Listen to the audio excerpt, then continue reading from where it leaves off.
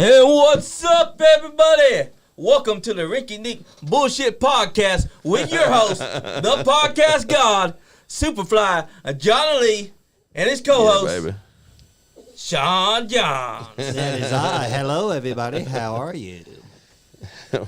And we've got two very special guests tonight. You guys crack me up, man. Thank you, sir. The man who's been a background player behind the scenes, got a little freestyle beat here. We got Sick Nick Himes in the house. What's up, brother? What's up, Sean, man? I appreciate it, man. I appreciate you guys letting me invade the podcast tonight. Oh, yes, sir. We enjoy having you. I had no invite at all. I was just like, hey, BabyWolf, you're on? I was like, let me go. Hey, Johnny Fly, you care if I go? He's like, yeah, bro, come on. I was like, sweet. I'll be there, dude. Yes, sir. And I'll be in the studio. And our main guest, we got... I forgot your name already. BabyWolf.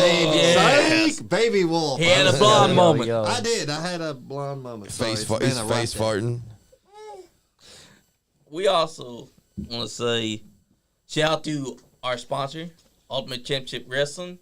Yeah. They're putting on hell of shows. And they've been doing it for years. They've been doing it for years and years and years, man. The biggest and baddest shows all around. And they got one coming up in December, I think it is December 3rd.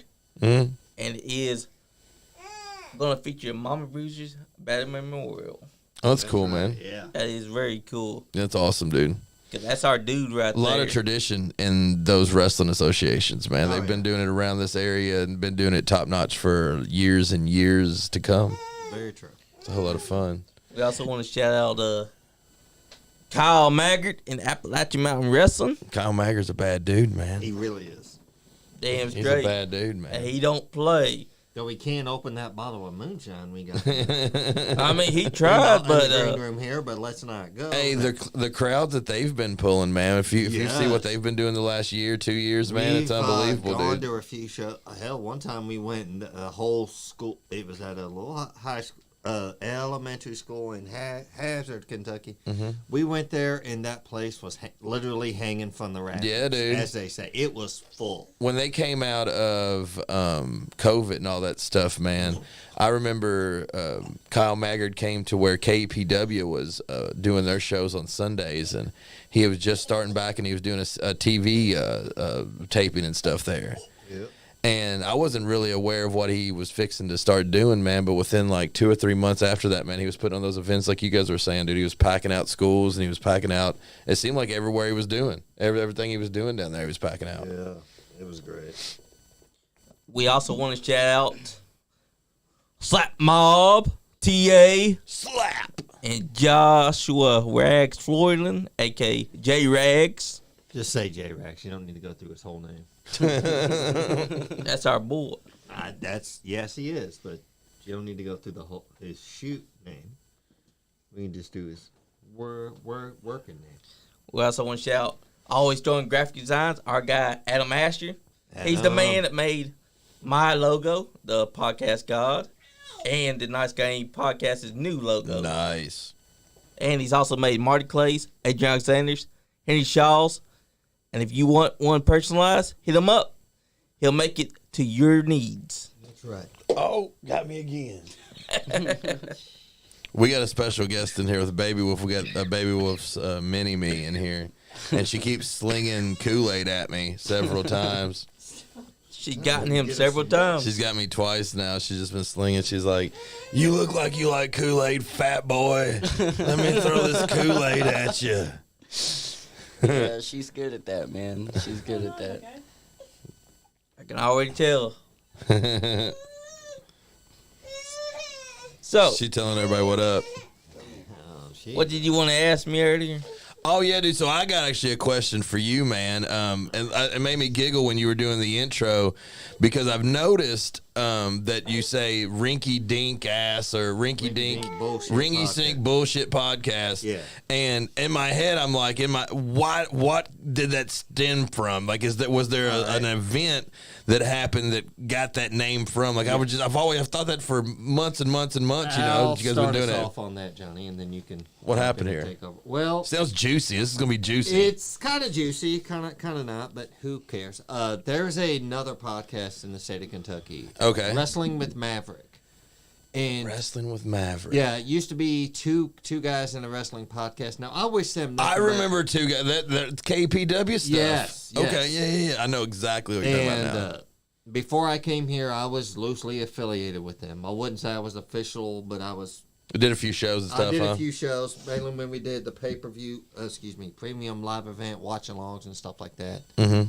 I would do that. Well, I came on here as a guest, and I've been here ever since.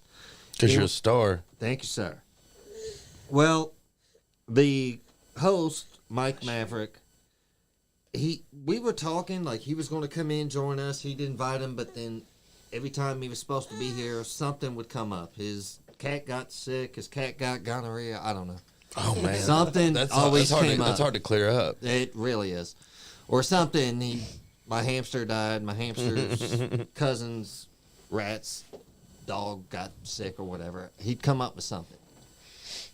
And one day he was just like, I'm going to be there. We hyped up the show, and then at the last minute he did it. So what he said on that, I'm going to play the soundbite, and this is what he called us.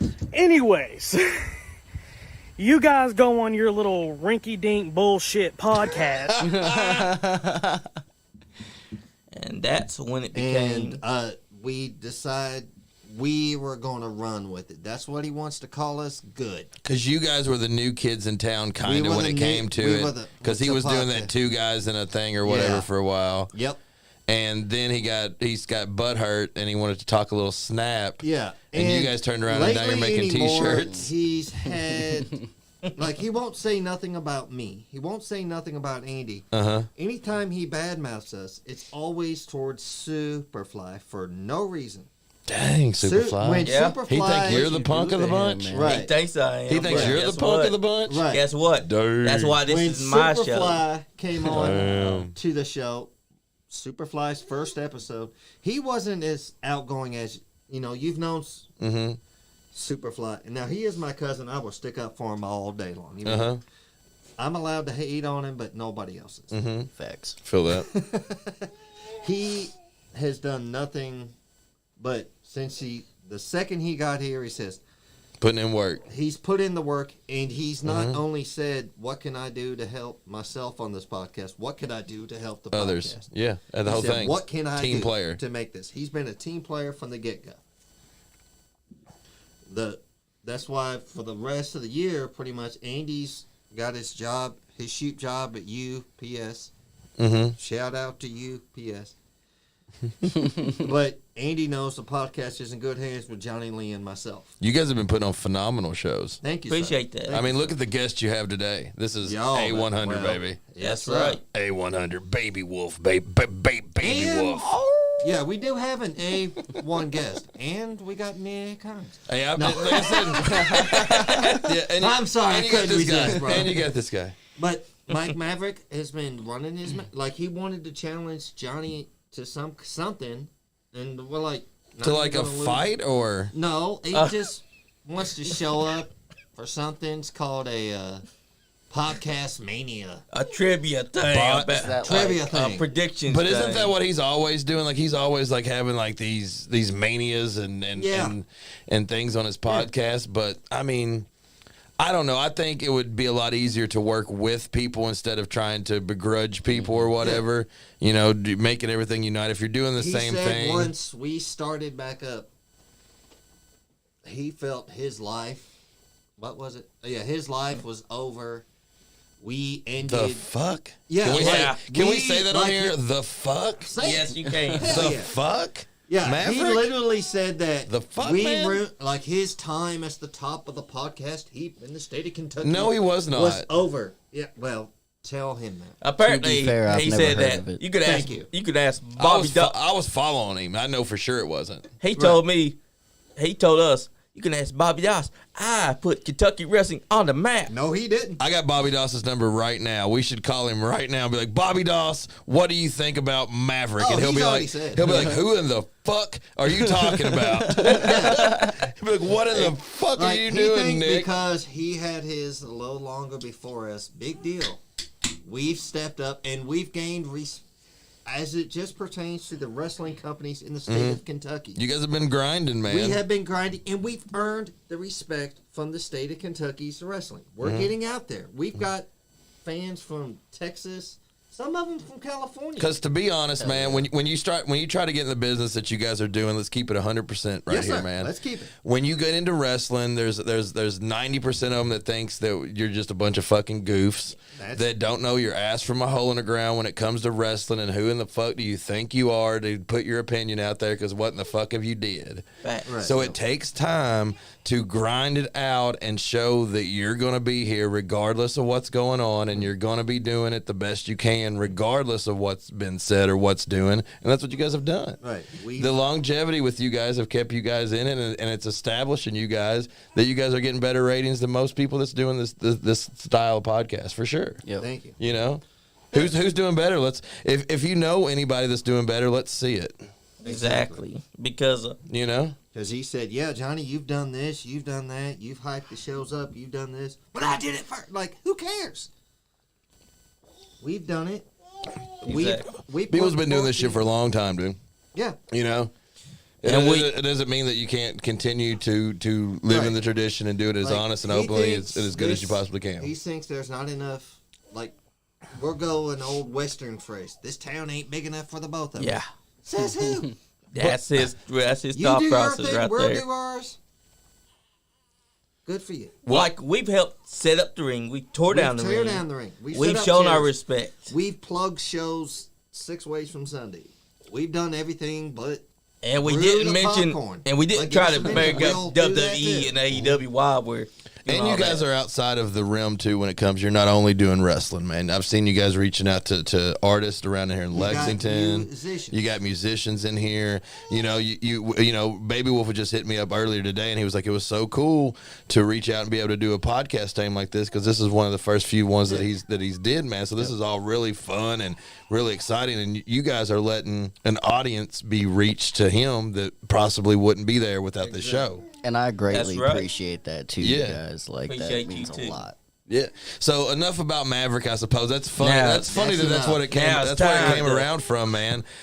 So where did you guys first meet him? Was it at? Skullfest 4. Yeah, talk about that thing, guys. Hey, Skullfest 4 was banging. Let me tell you, folks. When me and Andy and Cam were out there, I'm That telling was fun, you, wasn't it? it was fun as hell. I'm telling you right now, Nick. Everything was lit. The music was good, and even Donnie You were at the radio Green. station Yeah, I forgot Donnie Green and all kinds of I people think were yes, there they too. We had did. all kinds of You were wrestling at the people. radio there. station that night right before Skullfest for it, weren't you? Hey, No, we, no, he I know wasn't. I was at the radio station. He wasn't. He's never been wasn't to there? WCYN. Okay. Yeah, you guys made the appearance at WCYN. Yeah, That was great, You too. invited us on. Appreciate That was a lot of that. fun. That was super. That was a lot of fun. That week up into it was fun. Like, we came in here, we did this show, we did the WCYN, and then we got to have the show, and the show was a success. Yeah. Like, Exactly. it was so much fun, man. I'm telling you right now, when I saw BabyWolf the first time, and you was performing with him, Yeah. I was like, we gotta get that guy on the show. So when y'all brought him over to the live and we got him on live, I told him, brother, I want to get you on this show. Yeah. So I set it up. He was the first person I thought of. Cause I figured, yeah, we had wrestlers in so far. Yeah. Now let's get in a musician who some entertainment. We're We may trying not to have- get a lot of the independent side of Kentucky, not just wrestling. Rad. No, that's our one true love. That's our 100%. Me first too. and I'm saying one. foremost. Thank you. Yeah, that's our first and foremost true love. But we're trying to get musicians, rap artists. We've gotten Comedians as well. psychics in here. That's exciting. I want to That's be here. good. I want to be here for like Intrusive. a reading. I want one Yeah. of Oh, those okay. readings or some shit, man. That'd be cool. We had one in here long. Hello, Priscilla, if you ever see this. Hello, Priscilla. I want Priscilla on my good side too, if she knows how to do all that crazy stuff. Yes. Oh, yeah. Good Lord. She read us and got us going. Like, we've had several of them on here, and we're trying to get the independent side of Kentucky because that's truly what we are. Like the sign behind you, the painting was not. That's not a print. That's somebody really painted that. That's rad. That looks really Yes. good too. That's a beautiful painting as well. And that's what we're trying to do. It's Trying not to as build pretty. a- It's not as pretty as Andy in person. Because Andy's well, Andy is a beautiful. Gets. Andy is a beautiful man. He is. Shout out, he's the not in the Silver studio Hawk. tonight. I'm not going to lie. Andy's a beautiful He's man. pretty. Hey, and Pretty also, man. like AJ Kazan said, Andy is the Silver Hawk. He's got that. He got that nice. Yeah. We do need Yeah. to get DJ Hootie Hoo in the house. Yes, sometime. we do, DJ Hootie Hey, Hoo. Taylor. What's But up, tonight- my friend? Tonight is all about you, my friend, BabyWolf. Let us know So where did what all got you in. Yeah, what started it all, BabyWolf? So, I guess I would go back to when I was like a toddler, really. So I grew up in like a Baptist home that was really strict, and they kind of cut me off from a lot of worldly music, we'll call it, and strictly put me to gospel. But I would listen to things on the down low, and really, it's what got me through all the abuse, mentally and physically. Really got me through the hard times, like after my grandmother passed and all kinds of stuff. When was that? When did your grandma pass away? and So stuff? she passed when I was 12, So you were listening to nothing but gospel music up until you were 12? pretty much, yeah. Dang. And When you mean like I can like imagine like your parents got the CD player on, they got like DZ Talk and Auto Adrenaline playing. yep. Like, But it was more of like on the radio, like 93.3. like they would just allow those kind of Yeah. stations type shit. yeah. That's kind of crazy to me. That that, is like- kinda crazy. Like you can only listen to this because Dude, everything like, else. So is, check it. This is true story. Like, put it on my kids and my grandmother on this. There was one night. So you guys know the group Pentatonics. Yeah. Well, they had done a cover of a Disney song from the Teen Beach movie called "Cruisin' for a Bruisin'." Yeah. And I found it, and I was listening to it, and I walked up to my aunt, and I showed her, because I was so impressed by how low the baritone dude's voice could get.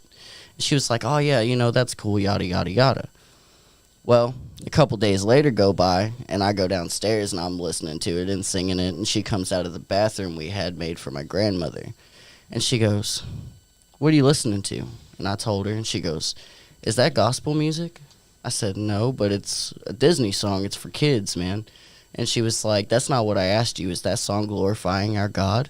And I said, this is your no. aunt? This is your aunt? This is my aunt. Like, not blood. It was by marriage, but this is my aunt. is this glorifying Jesus? Damn. And I said, She's no, hitting a but belt it's like she's a got a kid belt song, strap going on. I can already And- hear that. And so she was like, I don't care. That's not what I asked. If it's not glorifying God, give me your iPod. Give me all of your electronics. Dang. That's strict. And meet me in my bedroom. So I go up to a Giggity, room. giggity. No. No. No. Oh, man. Well, man. I was like, let's this just turned into say- like this Pornhub no, I've no. seen this morning. They Hell pay a no. lot for this nowadays. But she, whooped my ass for it. And then, so I also went to a so private you got school. whooped for that? Yes. And then what? And afterwards was like, could you still listen to music? Was there music being played in the house without you playing it? No. So No, it was there just was quiet. no. There was so never if you put really. on noise, it needed to be glorifying Jesus. Well, I mean, not necessarily, wondering, I'm but sorry. for the most part, yeah.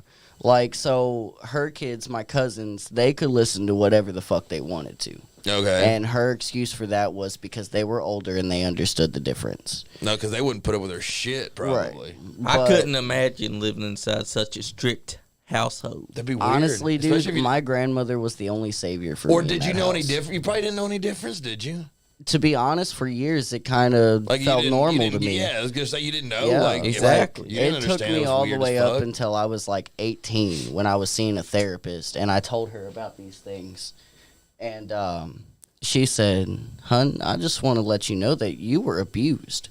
And I said, "No, that was normal. They were just disciplining me and showing me the right way to live and stuff." And she was like, "No, honey, that was abuse." Yeah, for sure. And that Exactly. for a while, that really fucked me up.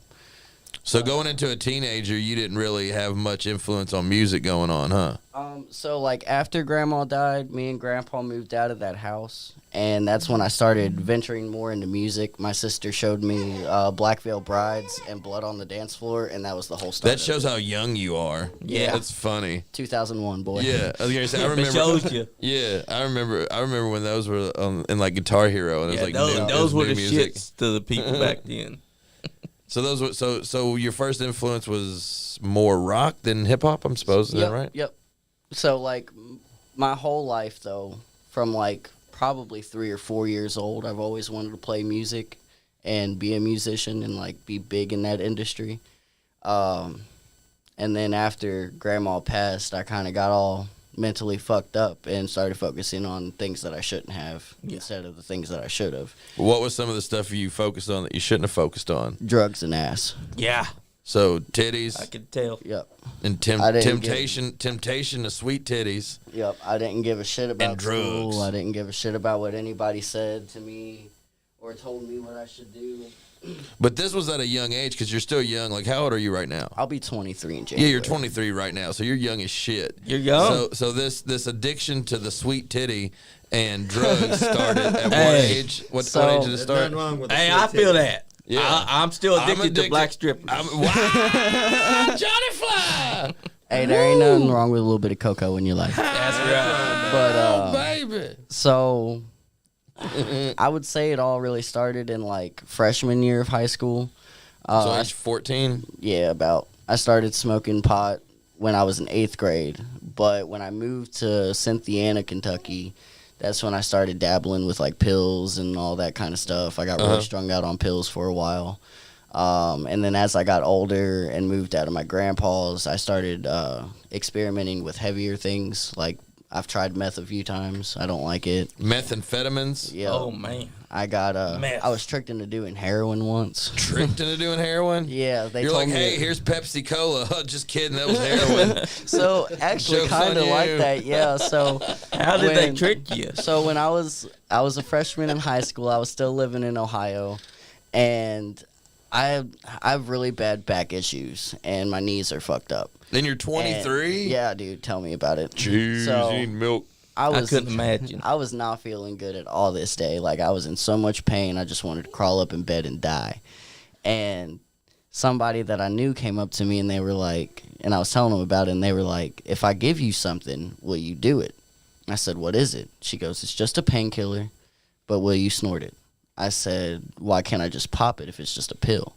She goes, well, it's already crushed. I was like, okay, whatever. Fuck That's it. scary. So we That go is. into the apartment, and she does hers, and then she hands me her phone with a line on it, and she hands me a rolled up shirt tag, and she goes, go in the bathroom, snort it up your nose, clean off the phone, bring me back.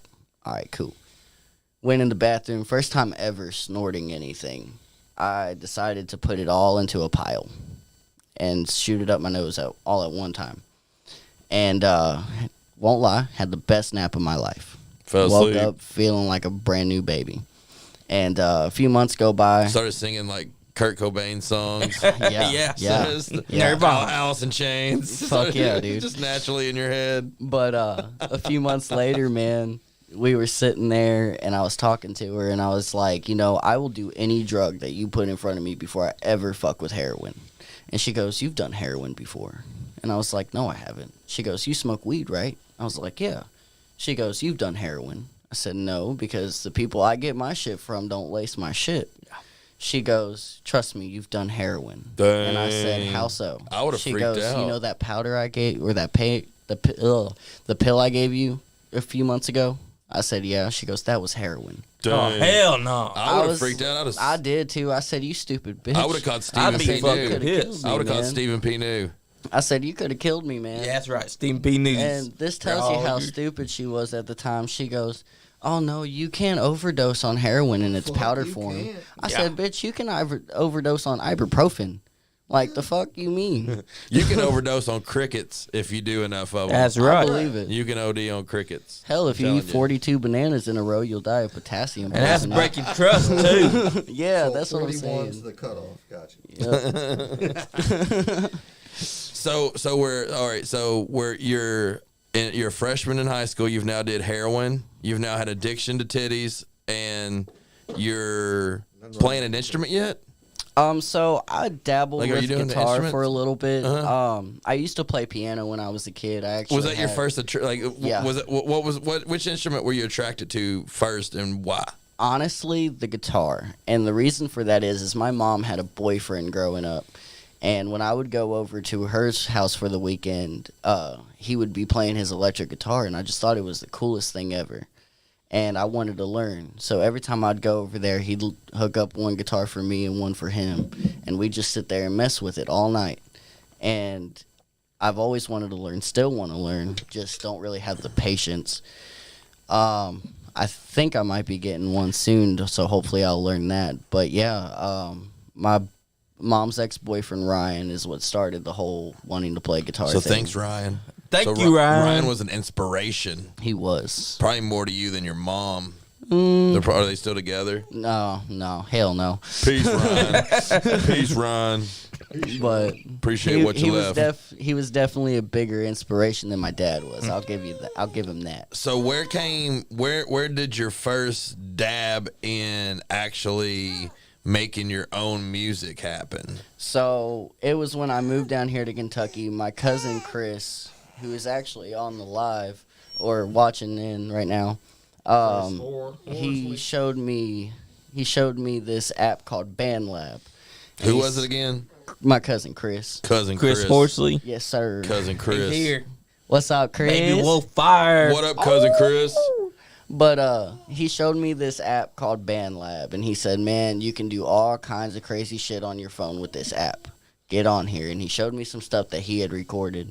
And I was like, all right, I think I'll start messing with this. And that's where a lot of my recordings and stuff has come from. That's cool. And everything else on that. So that was probably the first step I took into. And how old was you when you did that? I was probably like 14, 15. Is that when you first started writing? Like, was you writing? Was you trying to like make music like you enjoyed, like the heavier, like the rock, or was you just trying to do hip hop or write verses, or like what was your first, My first thing was I was trying to get into like the rock scene. Mm-hmm. I wasn't a very big hip hop person in that time, other than like ICP and Psychopathic Records.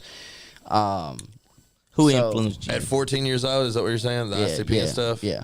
So, honestly, to get into the rock scene, it was Black Veil Brides. Mm-hmm. But I started out trying to make rock music by myself because I couldn't find anybody to form a band. And when you did that, was you like trying to play all the instruments yourself, or? No, where I'm lack experience in instruments, I kind of just went on YouTube, found some rock instrumentals. Yeah, some samples and shit. And just sampled it up. Yep, went through that.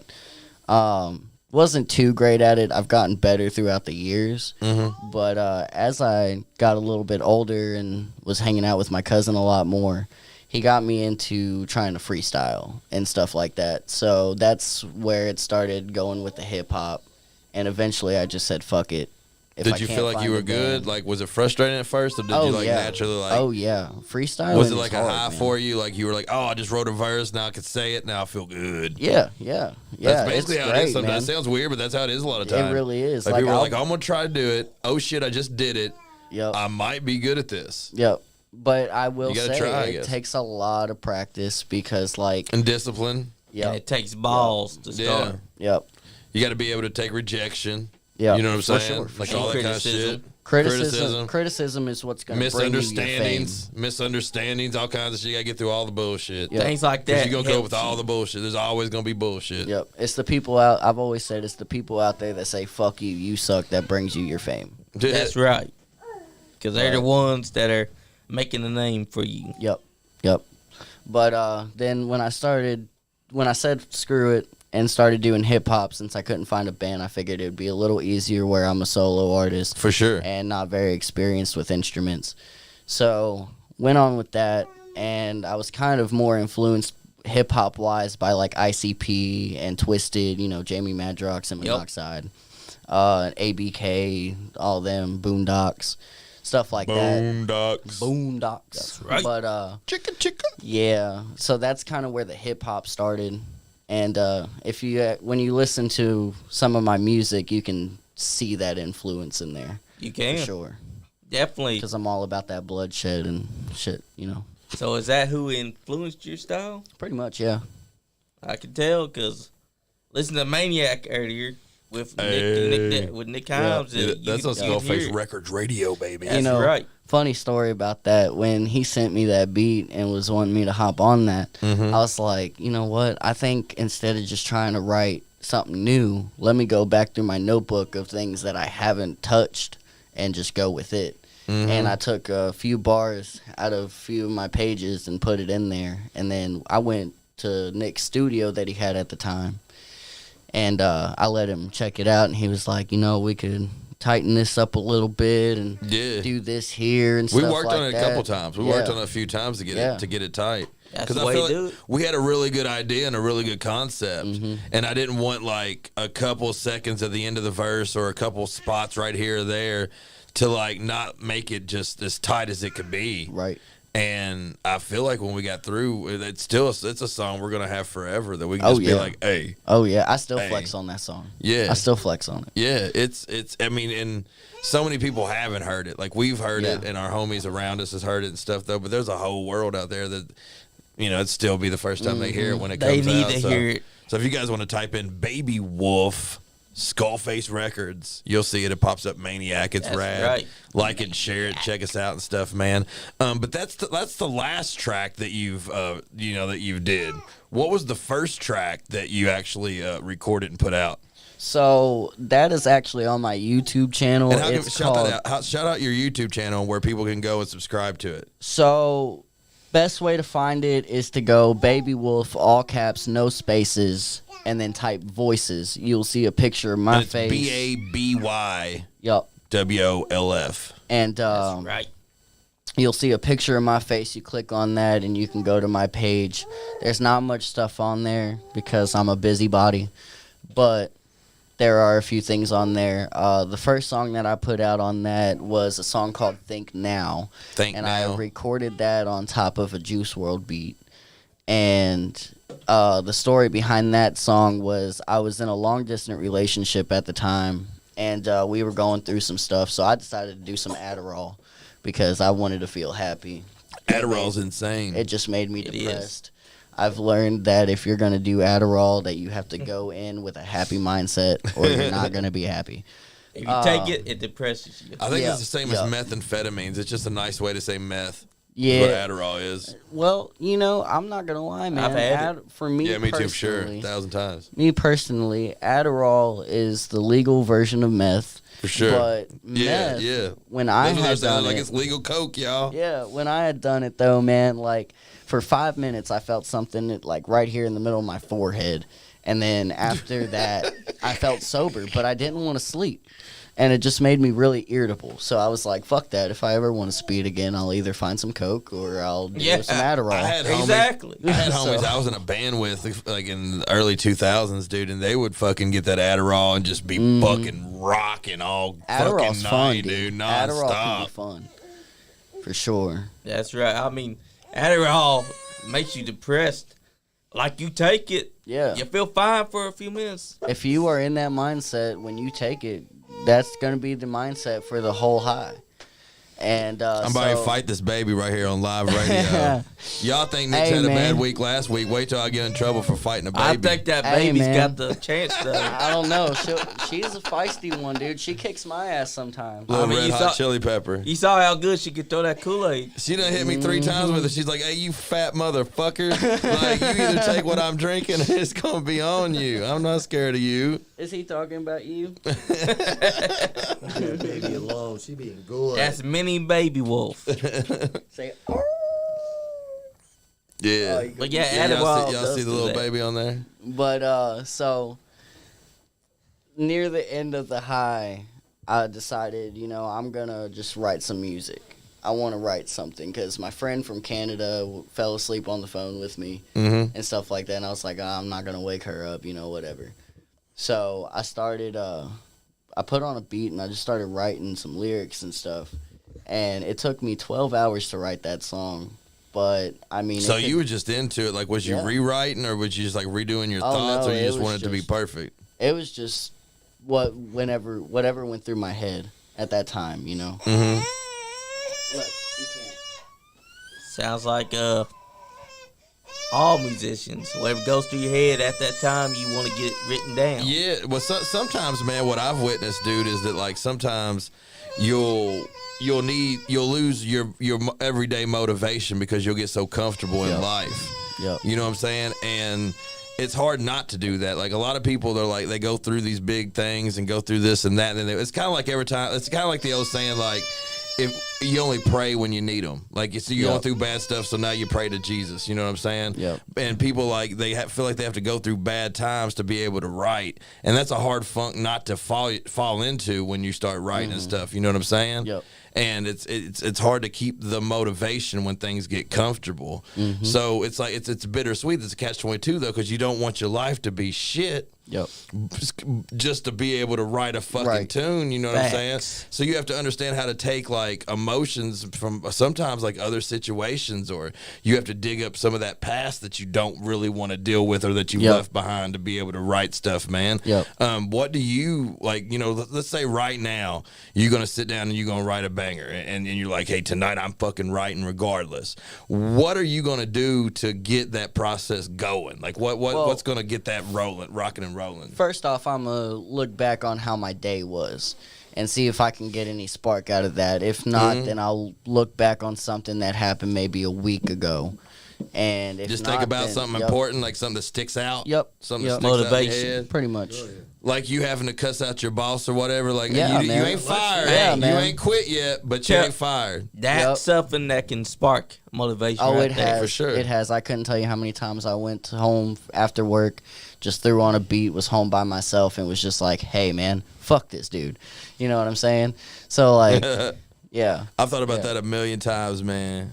Especially with bosses. Fucking bosses. Emotion is strong Yeah. when you want to Yep. articulate it. Yeah, for sure. When you really feel it's it. the strong. Like everybody's got strong emotions, man. And if you put it out the right way in the universe, like it makes things happen. It changes the world when you use those emotions and then create music with it for other people to draw emotion from. Now you got all this fucking energy going everywhere. You know what I'm saying? Yep, And then yep. you throw in some Adderall cocaine, and there's a party. That's well, right. sadly, those days are over for me. Yeah, Living the dad life now, you know. But that's true. That's true. there ain't nothing wrong with it, but, you We know. gotta remember that. No more alcohol or Adderall. Oh, well, alcohol's a different story, you know. And that's true. The I'd be weekend on is that. That's or got to be like a new Home song Alone by nights. somebody. Alcohol and Adderall. I Like, guarantee that's if they probably ain't a wrote song. that yet, if they ain't wrote that yet, it needs to be wrote. There we go, Nick. That's be the next song motivation. idea. That's the Y'all motivation. both together should be writing that That's the song. motivation, man. What you got coming up new? Like, what you got coming up new, man? Like, I don't want to speed forward Well- too ahead, but like, what you got on your mind? What you want everybody to know about you, man? Man. All the people at the Nice Guy Andy podcast do, because they reach millions and millions of That's viewers right. all over the globe. That's right. You know, What up, dude? I'm not very Dude, great with Brownie? words, but I'll put it short and sweet.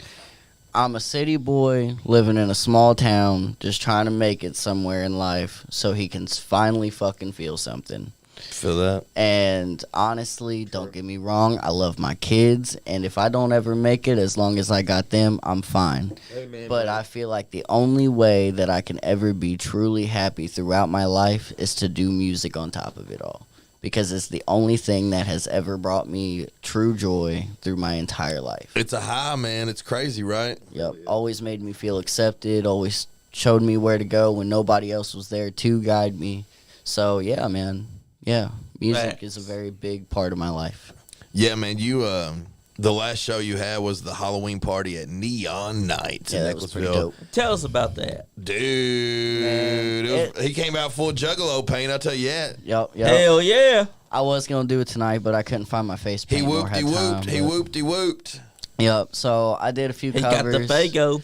Let me ask a question on that real quick, man. So- How did you go about, like, first off, how did you feel about, you knew this was going to be probably your first big set in front of people, you know what I'm saying? Mm-hmm. You were leading off the show, so that's always nerve-wracking anyway. Yeah. How did you go about the songs that you chose before it happened? Because it probably had to have been a crazy process. You're probably like, this, maybe this. Yeah. And for what sure, got for sure. you into the mood that you're going to take Yeah. it and run with this shit? So my daughter's room is probably the biggest room in our house, and it has great acoustic sound.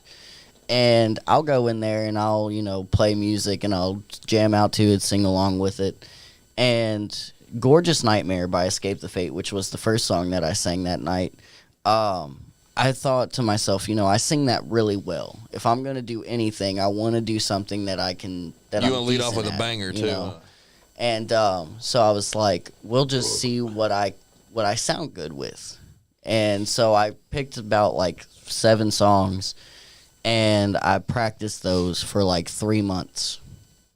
And then once I had gotten those pretty tight, I was like, yeah, I'm ready. And then when I showed up to the bar to do that show that night, I was like, yeah, this is going to be sick. I don't care if there's one person or Hey, but there was way more than one. Damn It straight. was a fat crowd. It wasn't too bad. Fat. Just like Skullfest 4. It was. It was. It got rowdy as a motherfucker by the end of the night. It did.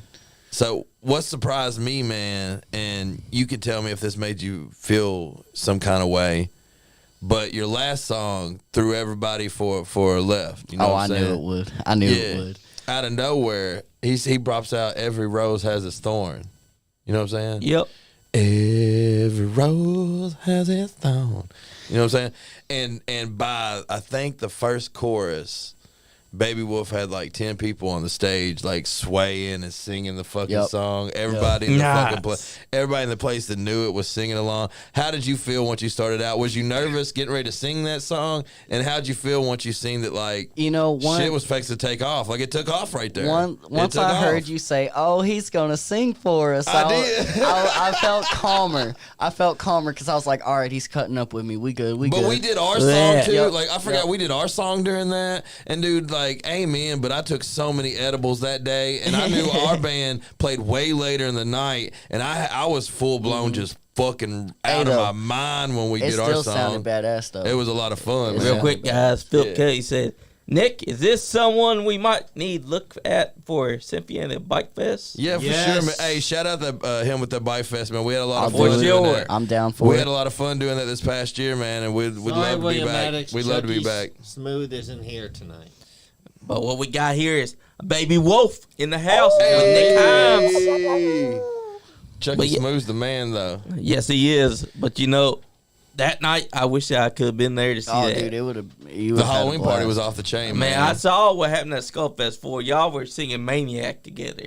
That was a ton of fun. That's what made me want to get you onto the show. I was listening. It was a banger, too. And it felt like a mix of rock and rap together. It is. And when we did it at Skullfest 4, that was pretty fucking good. It was. That was fat. It was still earlier in the day, but it was still a lot of fun. And the whole vibe of that show all day was unmatched. Like, oh, yeah. I couldn't ask for a better crowd for that or the Halloween party. Man. I'm not gonna lie, man. If we had any more people there, I would have probably felt like we were at Warped Tour or some shit. Hey, dude, it was that crazy. There was video that was taking place later on that night that I can't even show because I just don't even want to get some of my homies in trouble. Like, it was crazy. It was insane that night, dude. Like, it was, people were just dancing and a prancing and a rocking and a rolling and a strutting and a strolling, man. It was fucking rad, dude. So yeah, answer that question though. How'd you feel once you realized, like I said, because you started doing it, you said, I shouted out, "Oh shit, he's about to sing for everybody." Yep.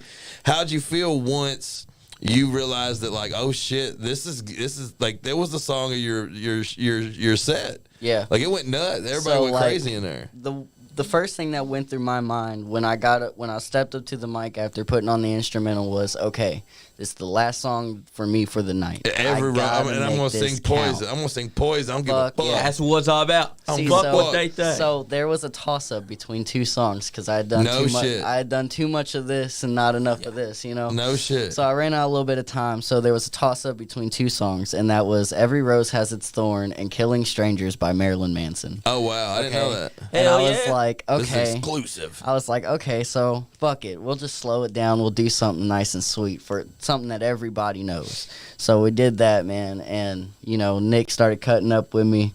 And then once I started singing, I was like, okay, yeah, I got this. And then I heard David from Hide the Riot go, "Holy shit." Yeah, and shout out to David Wright. David Wright. I was like, all right, yeah, we good. I got this all night. Hey, David's a critic too, man. And he came up to me and he said, "Man, I listened to his whole set." Yeah, he never listens to nobody's whole set, dude. He don't. I'm just keeping it real. He came up to me after that and he was like, "I just want to let you know I am officially impressed.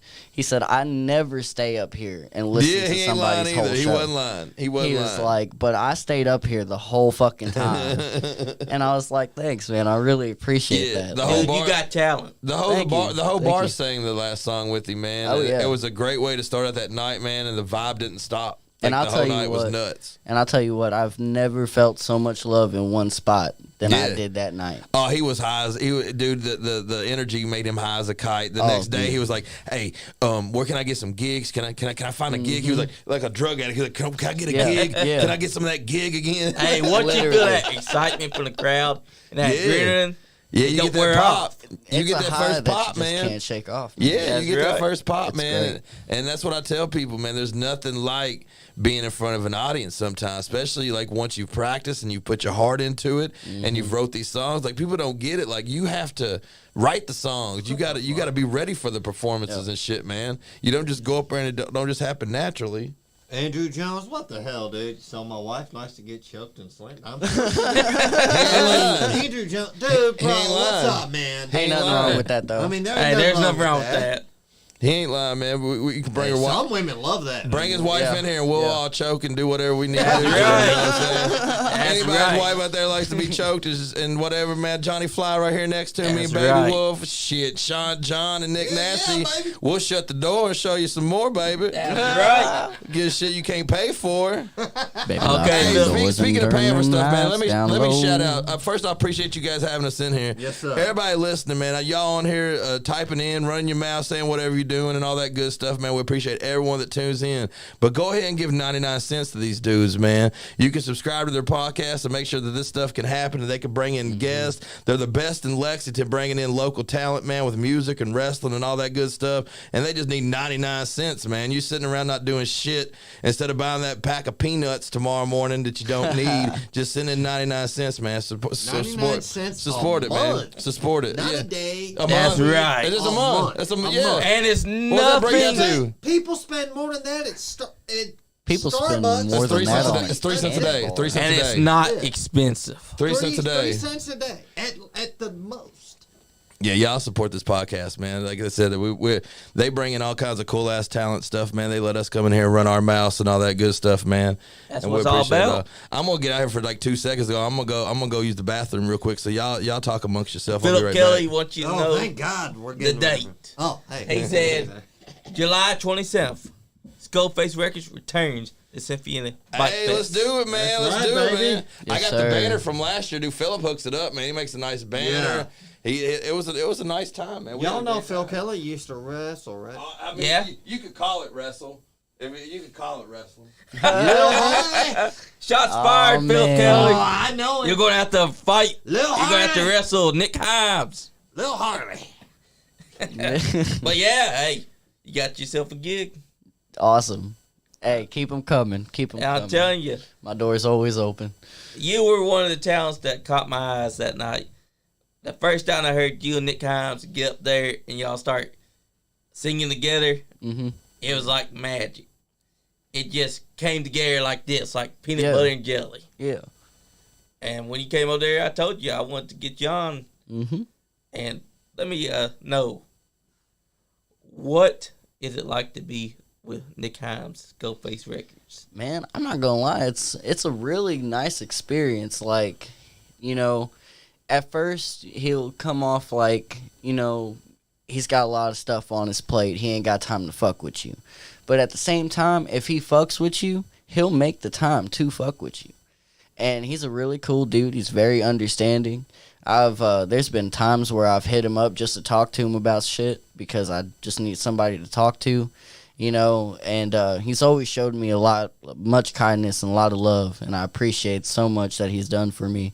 Nick is actually the one that kind of helped me get my foot in the door because, you know, I'm not from Cynthiana. I don't know anybody, let alone it being a small town.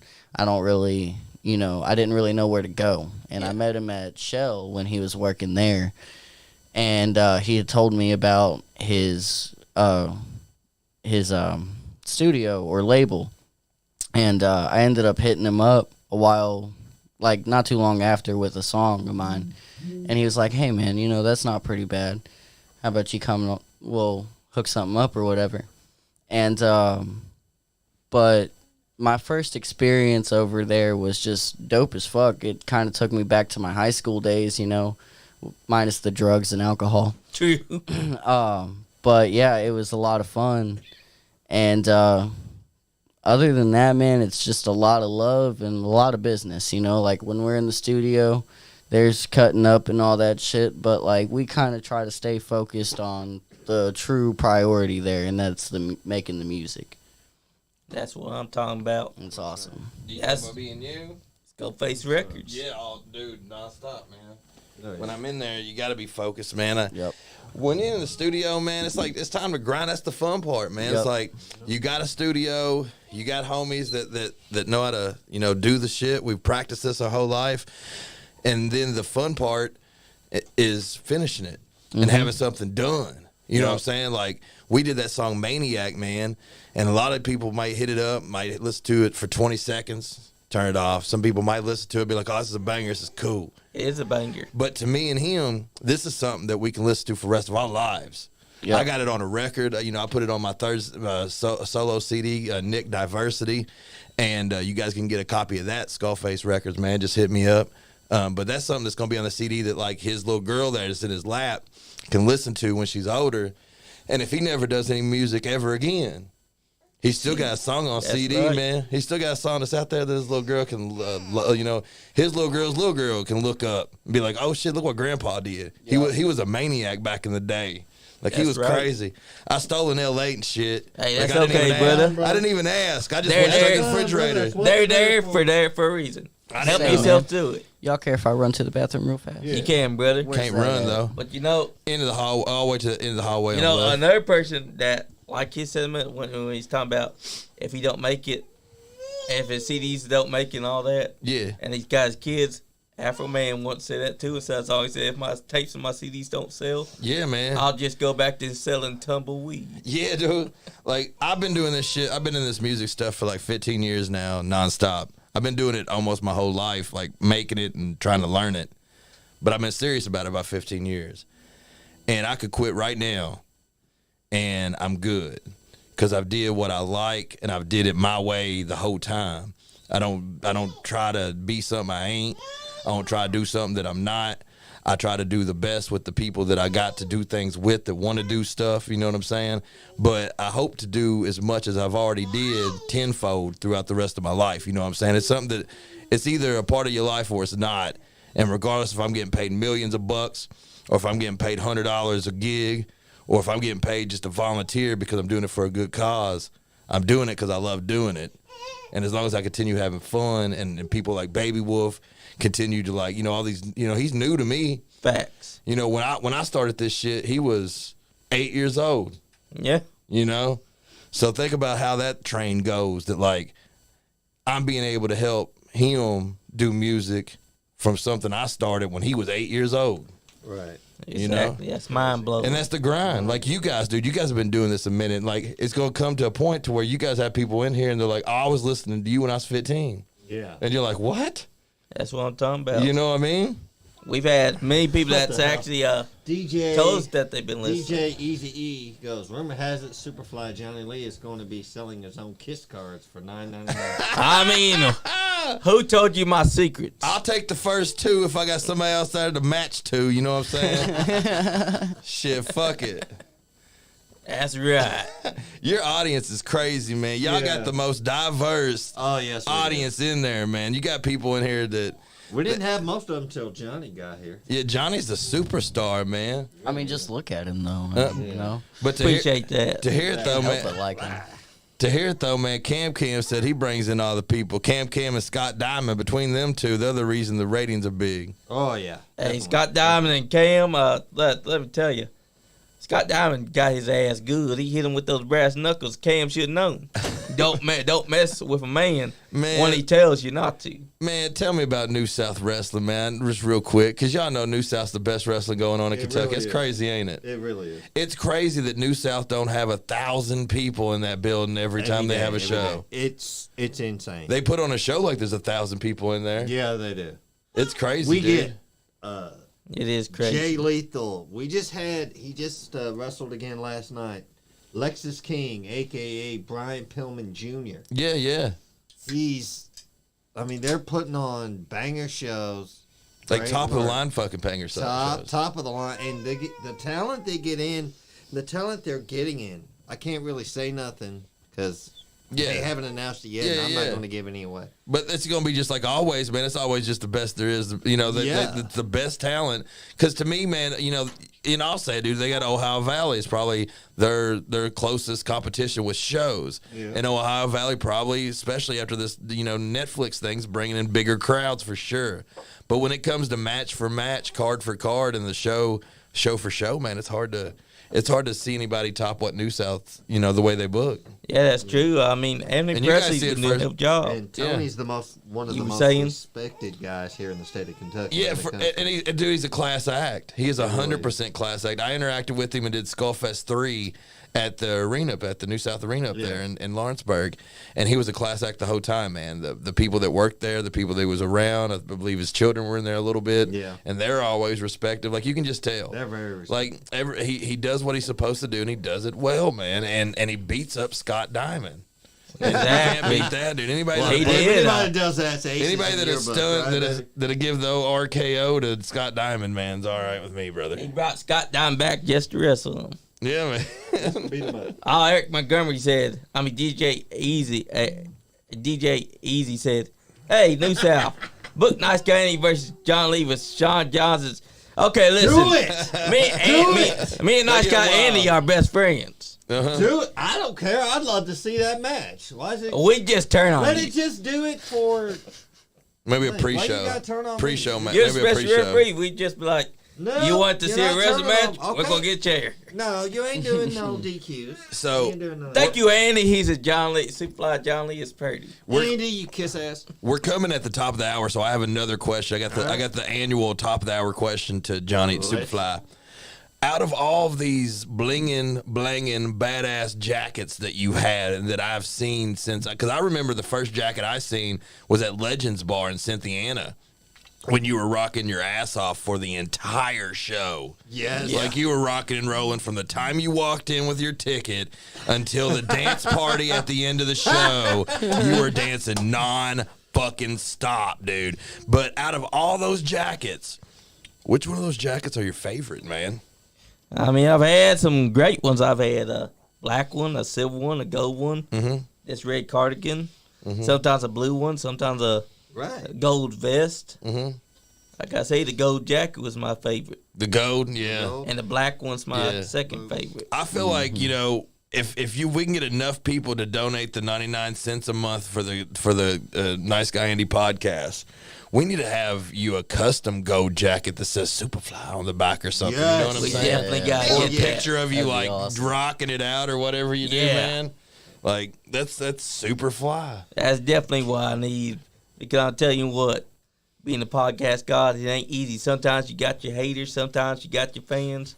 But at the end of the day, you're doing everything for the Rinky Dink Bullshit podcast. Yeah, man.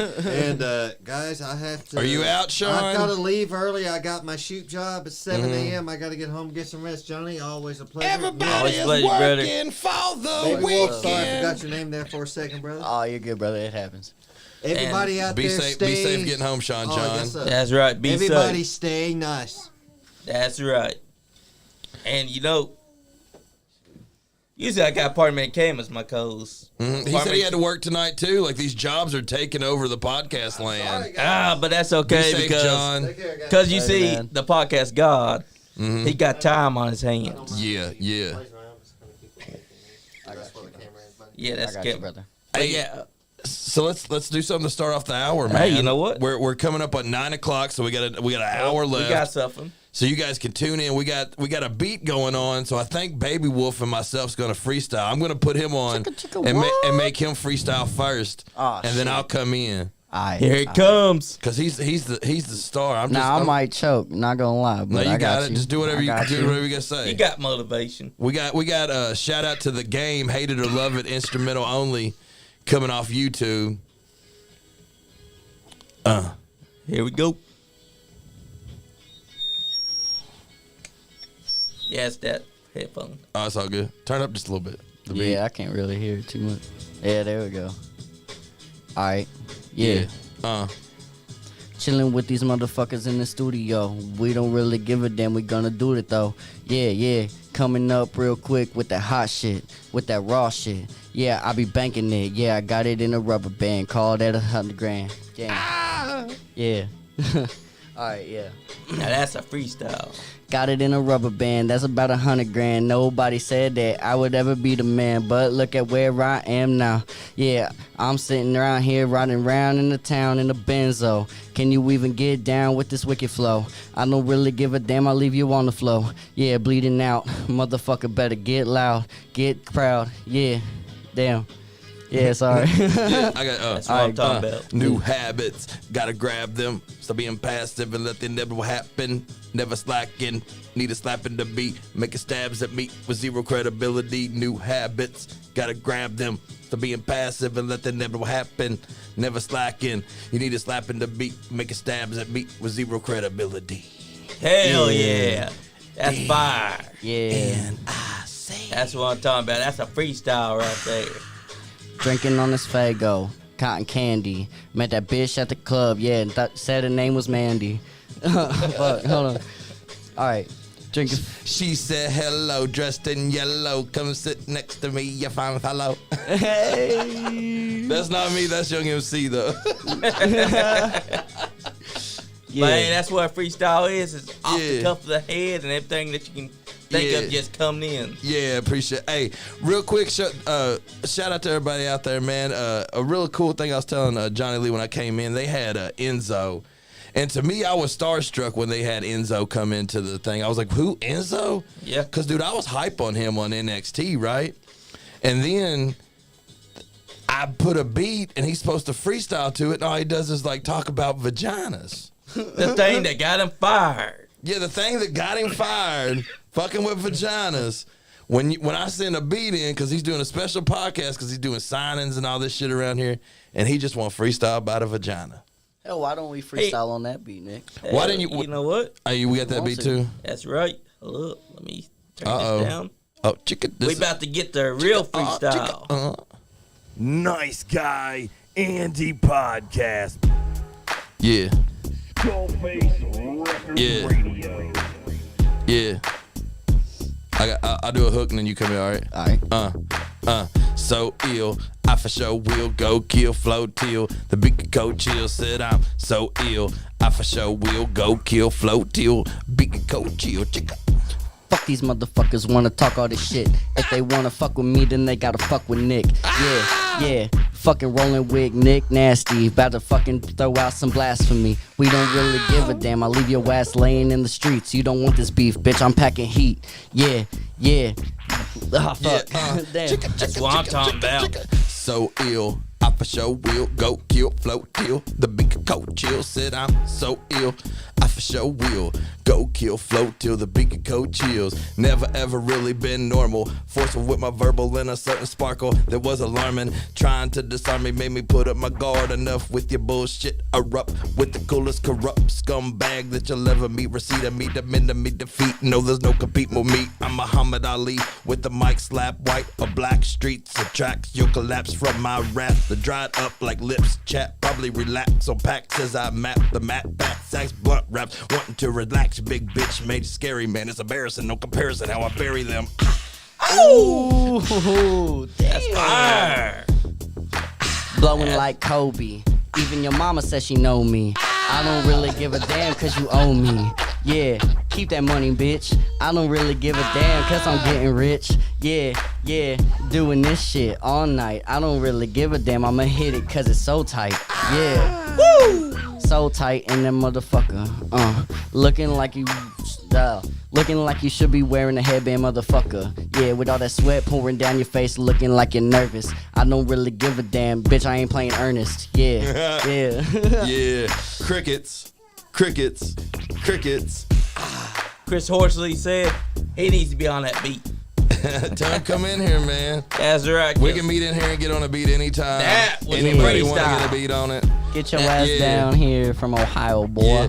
we're gonna get back to talking about BabyWolf though, I suppose, That's man. right. Guess But so. If yeah, anyone's I'll got tell any you questions what. out there, want to know how to look up BabyWolf, man, you can find him on YouTube. It's BabyWolf all caps.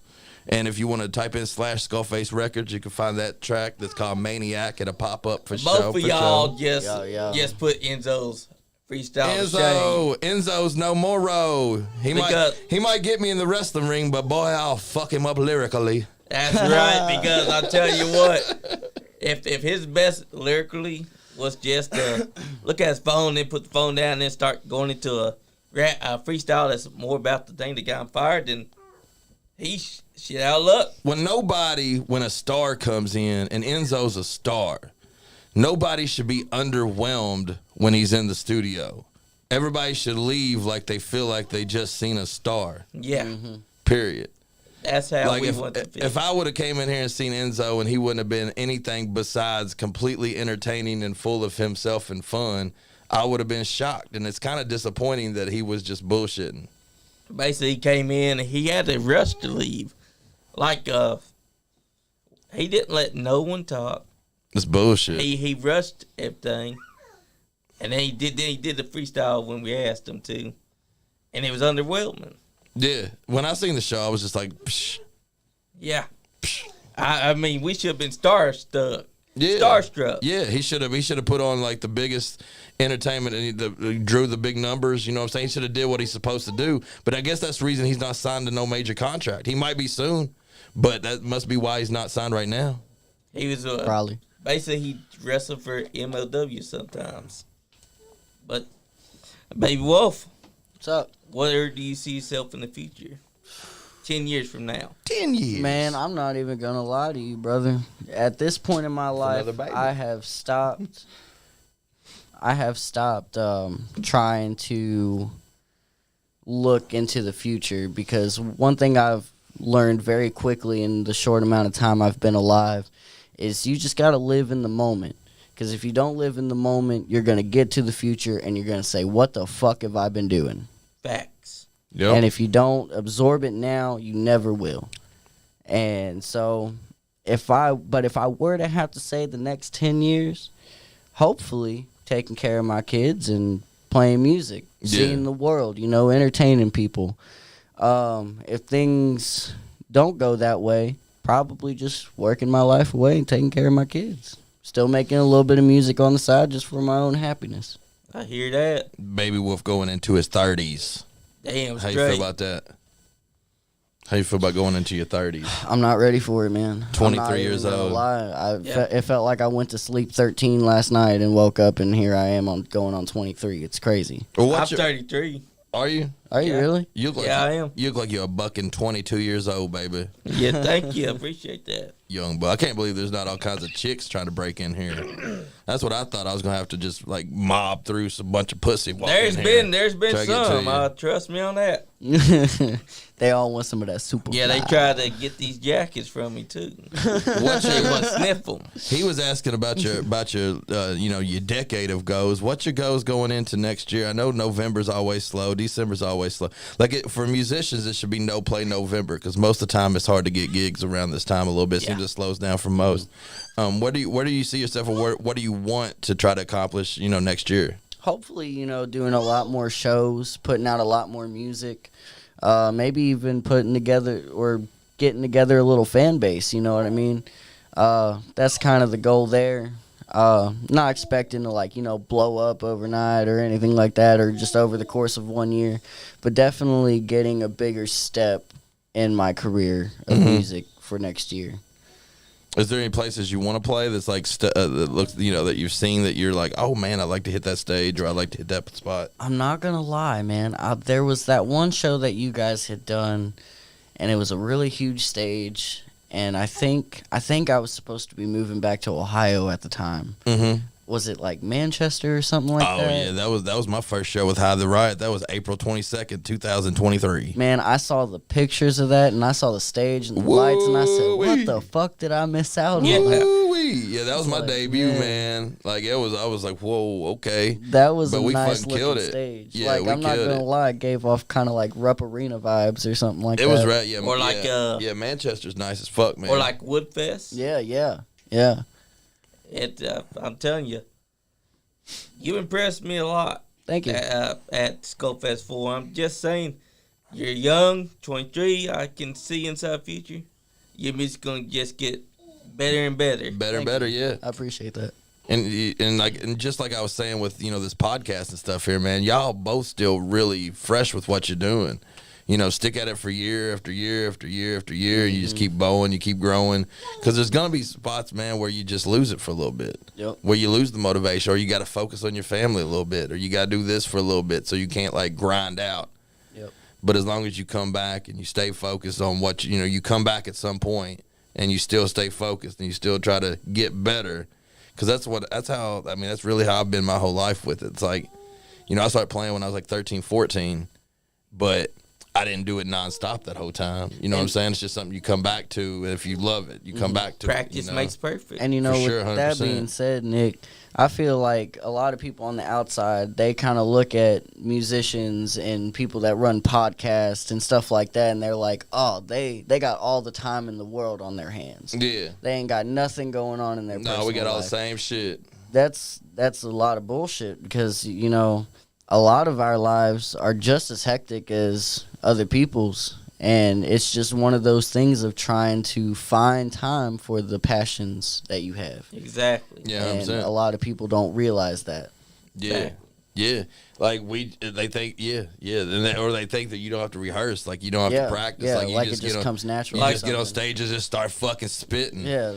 You know we what I can't mean? all be that idiot from the Coco movie that can't go and Yeah. rehearse because they're not his damn songs. Yeah. We can't all be a Juice WRLD. Exactly. Yeah, Juice WRLD. Juice WRLD, rest in peace to him. He could speak lyrical as well. That man was a lyrical master. So who's your being a lot younger than me? Well, okay, check it out. I'm 40s, and we got 30s, and then we got 20s. Oh, shit. So let's start on the 20s, and let's say, who do you listen to right now? What are you listening to, and what's your motivation right now? Everything. I'm not gonna lie. So I've been dabbling with a little bit of new day modern country, I guess you could call it. I don't really think it's country, but a little bit of that. I don't really know what you would call the genre. I guess alternative. Bands like shit, I can't pronounce the name of them right now. But people like Blink-182 and shit like that. Coming I've back been- out. Joyce. Them Yeah, just I've coming back been- out, too. I've been hooked on those a lot lately. Have you listened to their new album or just I their have old not, stuff? just their old So shit. you've been listening to the old stuff. Oh yeah, Old pop punk. can't go wrong with the old stuff, man. That's right. Let's see. I've been listening to a little bit of hip hop, a little bit of NLE, a little bit of Juice WRLD, obviously, a little bit of Melly, but mainly just country, like Chase something. I can't think of his name at the moment, but he's got a song called 23. I've been hooked on that for.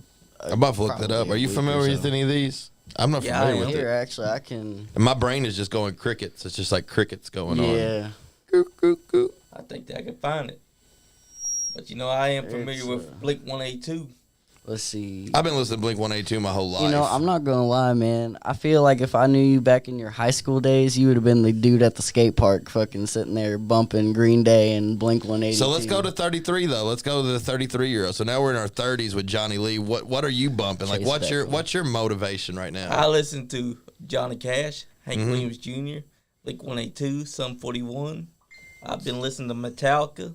So you Make it just there. put it on. Like what are you listening to? Like Spotify though? Is that what SuperFly listens to in the morning? Spotify, yeah, but I like to listen to all the old classics. I also like to Mm-hmm. listen to a little bit of the old school, like way back, like 1930s, 1920s, Classic 1940s. shit. Yes, Yeah, sir. that's cool, man. I even like the song "Mr. Lonely" by Bobby Vincent. So you just Yes, vibe to sir. whatever you're Yep. vibing to. Like you could really care as long as it sounds good. Yep. You don't care. Exactly. That's cool, man. That is cool, man. That is me personally though. I've been listening to a bunch of jam band music like Panic and Grateful Dead. Yes, sir. So like I'm from the generation of CDs and stuff, man. I remember getting my first CD player and stuff. I love CDs. Me too. And my homie, man, excuse me, I'm burping up. It's L8. It's great. Winchester Swamp Water. My homie, man's got all these CDs, man. He had these 2 big old books of CDs. And I opened up one of this book, and it was all the same shit. It was all the same band live performances of Panic. That's dope. Like 100 of them. Very dope. I was like, holy shit. Like, how many? He was like, oh, they're just all live performances. And a bunch of them I was at. And I was like, whoa, that's Hell kind of yeah. cool, That's man. dope. Like, I didn't even realize that Panic was that big. Like, but they're huge. Like, they're beyond huge. I did, like, not right then. I didn't realize. Like, I realized it by, like, 10 years ago how big they were. But I did not know that growing up, that there was such a following for all those jam bands and stuff, like Grateful Dead and all that. There's just millions and millions of people, man, that follow those guys around. So I've been listening to a lot of that stuff just because of my homie I've been hanging out with a bunch. And other than that, man, I still listen to Rehab. You know Yes. that- Oh yeah, we Sir. have Bartender. yeah, that's what they're famous for, that bartender song. I love But- that song. But dude, Danny Boone and this other fella's got a podcast now too that comes on like every like a 30-minute podcast, man. And I've been listening to it, and it's been telling about like where Rehab started from and what they've been listening to, and it's been making me like kind of look up some of their other music. And they still like Danny Boone of Rehab with Rehab's released like 4 or 5 albums in the last 3 or 4 years. And a lot of people don't even get that, man. Like, they're putting out, like, relevant music right now in 2023. They think it's just kind of old stuff. But, man, Rehab has got some of the most innovative ways of creating music that's out there, man. Like, Really does. They come from Atlanta, and they said that when they first started, from what I heard, they were recording right up the street from Outkast. Like, Outkast had the big, crazy, nice, recording studio in Louisville, and then Rehab was recording at the little, like, smaller one on down the street or whatever. Yeah. But they were in the same town, like, making that, like, think about Outkast, man. Outkast, like, revolutionized rap. It changed rap. Hell yeah, dude. Andre It ma- 3000. Oh, it made me love, like, I think that's what made me love rap. Like, I listen to a lot of Tupac. I listen to a lot of, Eminem and Biggie and Wu-Tang. and Naughty by Nature, with Tretch. And yeah, Wu-Tang, tons of Wu-Tang, like more Wu-Tang than everything else I even Old said dirty first. bastard. Tons of it. Like, I listen to it nonstop. But I think Outkast, like, yeah, yeah. They kinda brought that jiggy with it. Yeah. Like, it just, I was like, what in the on now? That buzz, everybody move to the back of the bus. Like, it just killed me. A lot of people speak I was doing highly it. on Andre 3000. He's beyond, like, he's an alien. Both of them are aliens, though. Big Boy, man, every time I DJ somewhere, I play a Big Boy song, and I play Outkast songs every time I'm somewhere. Like, they got such a party vibe, but it's still gangster. You know, And another they still badasses, another group that I like that kind of would fit into that category a bit, I guess you could say, is Everlast. Oh, yeah, for Everlast sure. For sure. Really put me out there in a few shit. And if you dig, man, he was on some hip-hop stuff even before House of Pain. Yep. Like, he did some real underground, innovative hip-hop stuff, man, Yep. before House of Pain. And then House of Pain took off, and he was a golden boy. Yep. Like, you can't go to a sporting event without hearing, Jump Around. I've been digging this new kid named Jordan Lucas. The man speaks. When he Okay. spits, you start feeling it. Yeah, and that's what you want, man. Exactly. You want to be able to feel it, and you And- want to be able to interpret your own way and it draw emotion, you know what I mean? Like, he's got this one song that's basically about racism, and he's spitting from each perspective, the white man's and the black man's. Yeah. And it's just a back and forth between the two. Racism is schism on a serious tip. That's right.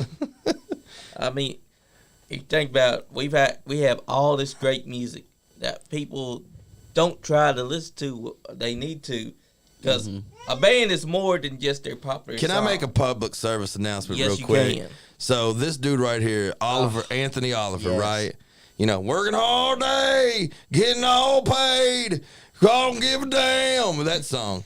And I understand that song's got all kinds of emotion, and it's got a great point. When you listen to it, it's like, yeah, fuck the fucking government, It's and raw. I want my It's fucking raw. shit.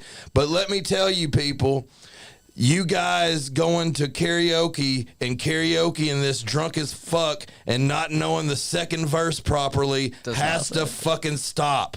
Like, I understand everybody loves this message and they want to sing this fucking song with this dude because it says all the shit everybody's thinking or whatever, but nobody knows the second fucking verse and nobody can sing it the way that he's singing it. So unless you got it rehearsed and you've been at home doing more than the first verse and singing the fuck part with him when he's bitching about the government, just save us all the strife from having to hear you do it at karaoke. Don't do the second verse, damn it. And I just want to put that out there real quick. I'm gonna blow you away with that song one of these days. Just watch. I've been working all day, madder than fuck.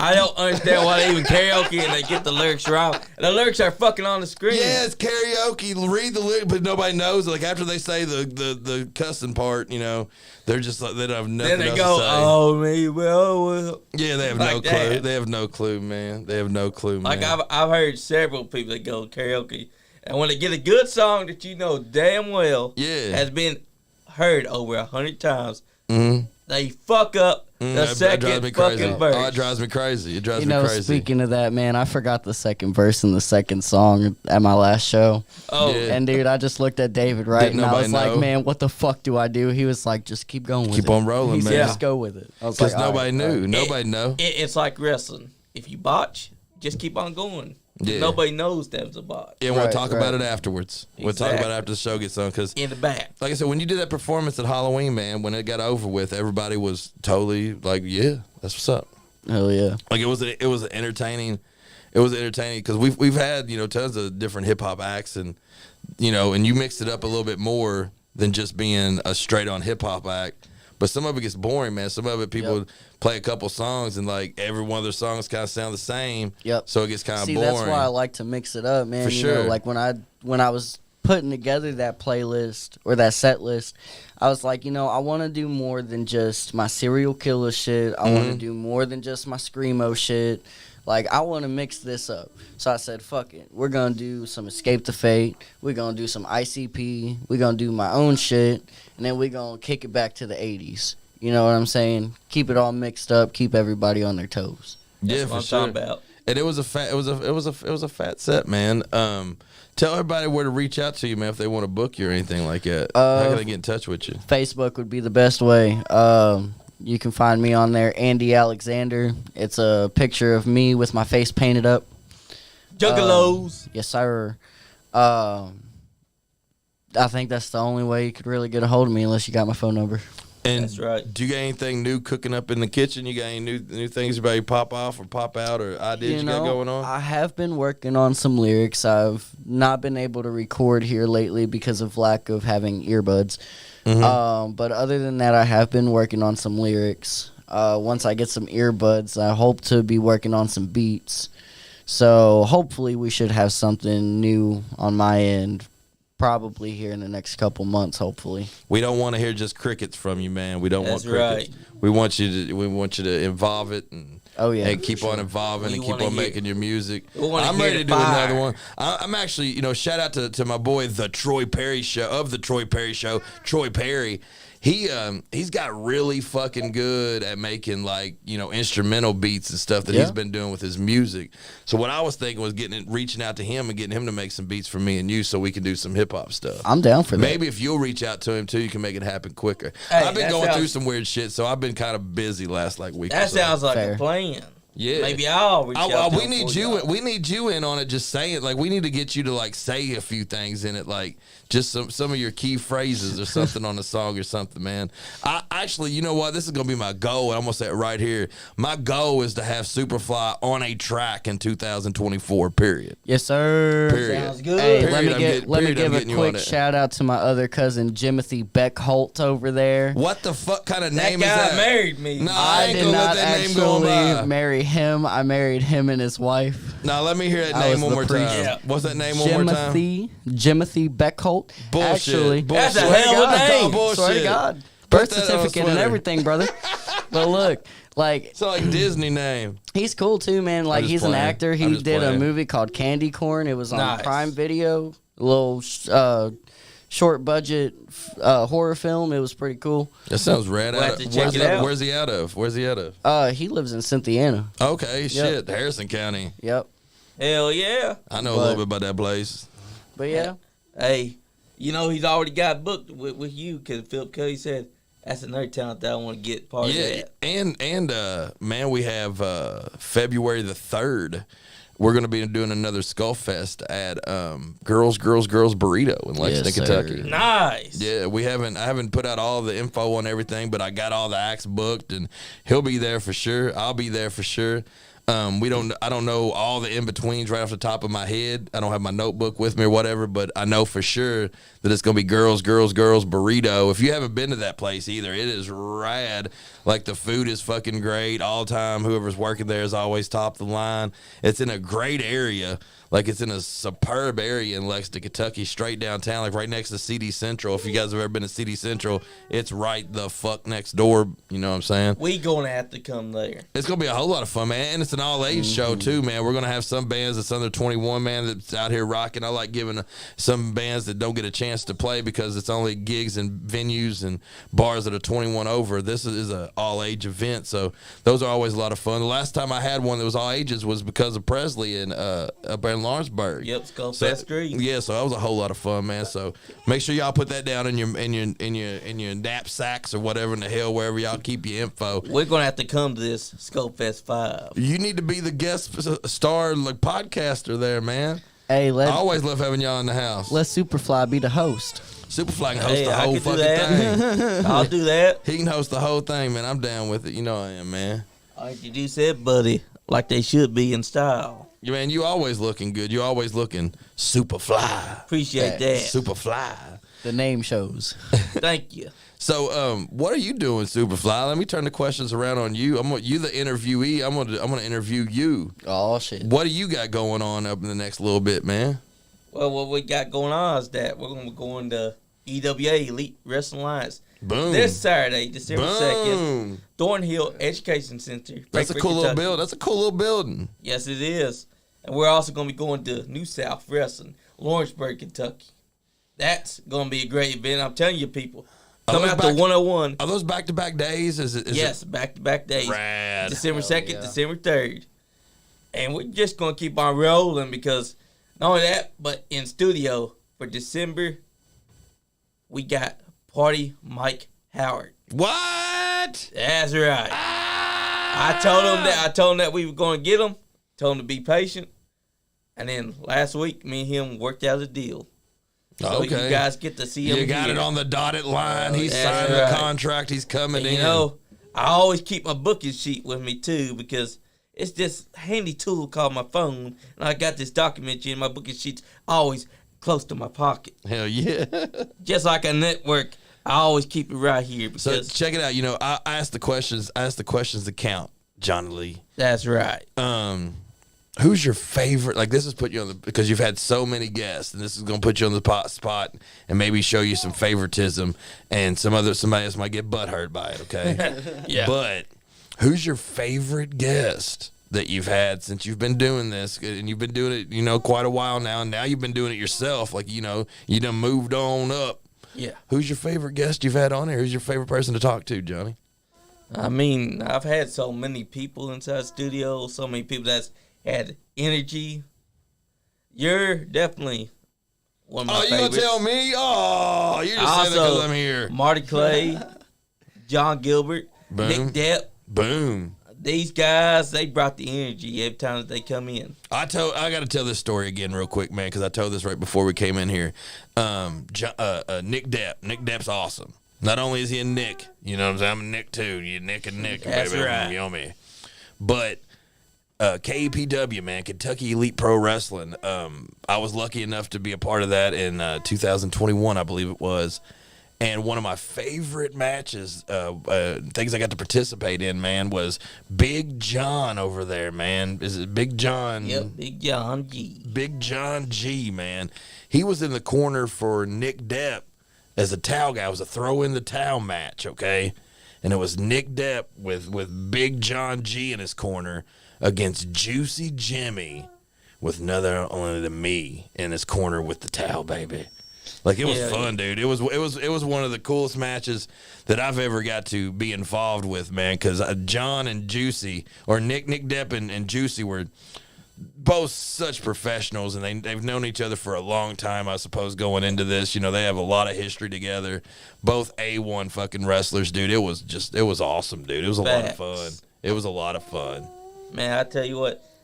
Speaking of stories, Okay. you had one about your boss. yeah. What happened at work, BabyWolf? So it was closing in on the end of the day, and I drive a tugger at work. And for A those who tugger? don't What's know, a tugger? for Lots of those who tugging. don't What's a know what a tugger? tugger is, A tugger? it's this little cart-looking thing that My you stand tugger's up not little. on the drive. That you stand up on the drive, and you hook a little cart on the back of it, and you basically haul around boxes of parts and put them in their locations. Well, it was, let's see, we clock out at 4:15. It was probably like 15 till. We didn't have any carts that would have been put away before 4 o'clock. So I didn't see my boss around, so I went up to Crystal, which would have been, I guess you Is could that say, another the boss? next higher up. Like the assistant manager? Not really. She's just a full-time, and she's just been there longer than all of us, other than Leon. But I looked at her and I said, hey, should I take that middle cart where it's only got a few boxes, or should I put this up? She goes, well, go ahead and put it up. And then she stopped herself and said, well, if you want to, you can put away that cart. And that's what I was originally going to do. And then Jeff, one of my other coworkers, were like, nah, man, just put up your tugger. It's too close to the end of the day. Just put it up. I said, all right. So I went and hooked it up. Me and my buddy Leland, we were walking back up to the front to, you know, help clean up and take out trash and all that shit. And my boss Leon, keep in mind, he's a 70-year-old man, fought in Nam. You know, he's stuck in his ways, and I get it. But he looks at me But he don't and he need goes, to fuck around with BabyWolf, though. Damn Fuck. straight. But he looks at me and he goes, y'all are closing up early and shit like that. And I was like, well, Crystal had told me to put up my tugger. And he goes, oh, so you working for her now? I said, no. You just were nowhere to be found. I didn't see you, so I went to the next best person. But he had to say a smart ass remark. Yeah. though, Yeah, huh? and then he looks back at me and he goes, well, I'm always around. Well, I didn't see you, motherfucker. That's right. Motherfucker.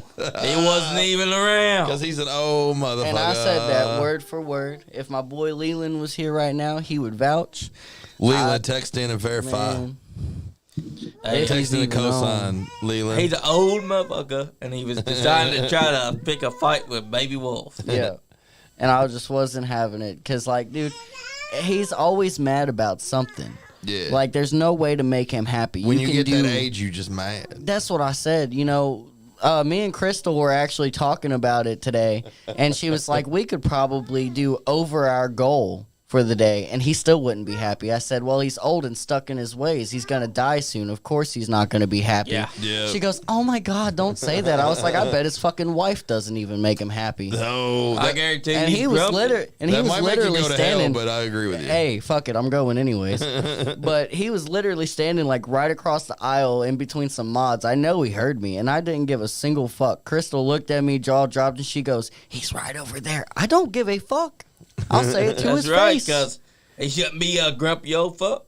Right. I come in almost every day when I can, and I do my job like everybody else, and I go home like everybody else.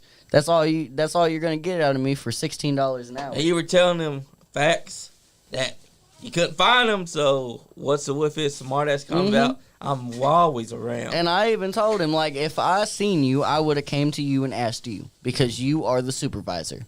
But when you are not around and I don't see you and I have a question, What are I'm you going supposed to to do? Crystal. Yeah, what are you supposed to do? Right. And that's because Crystal has been working there a long And time. yeah, and to be fair, in Crystal's defense, she did tell me to go ahead and do another cart.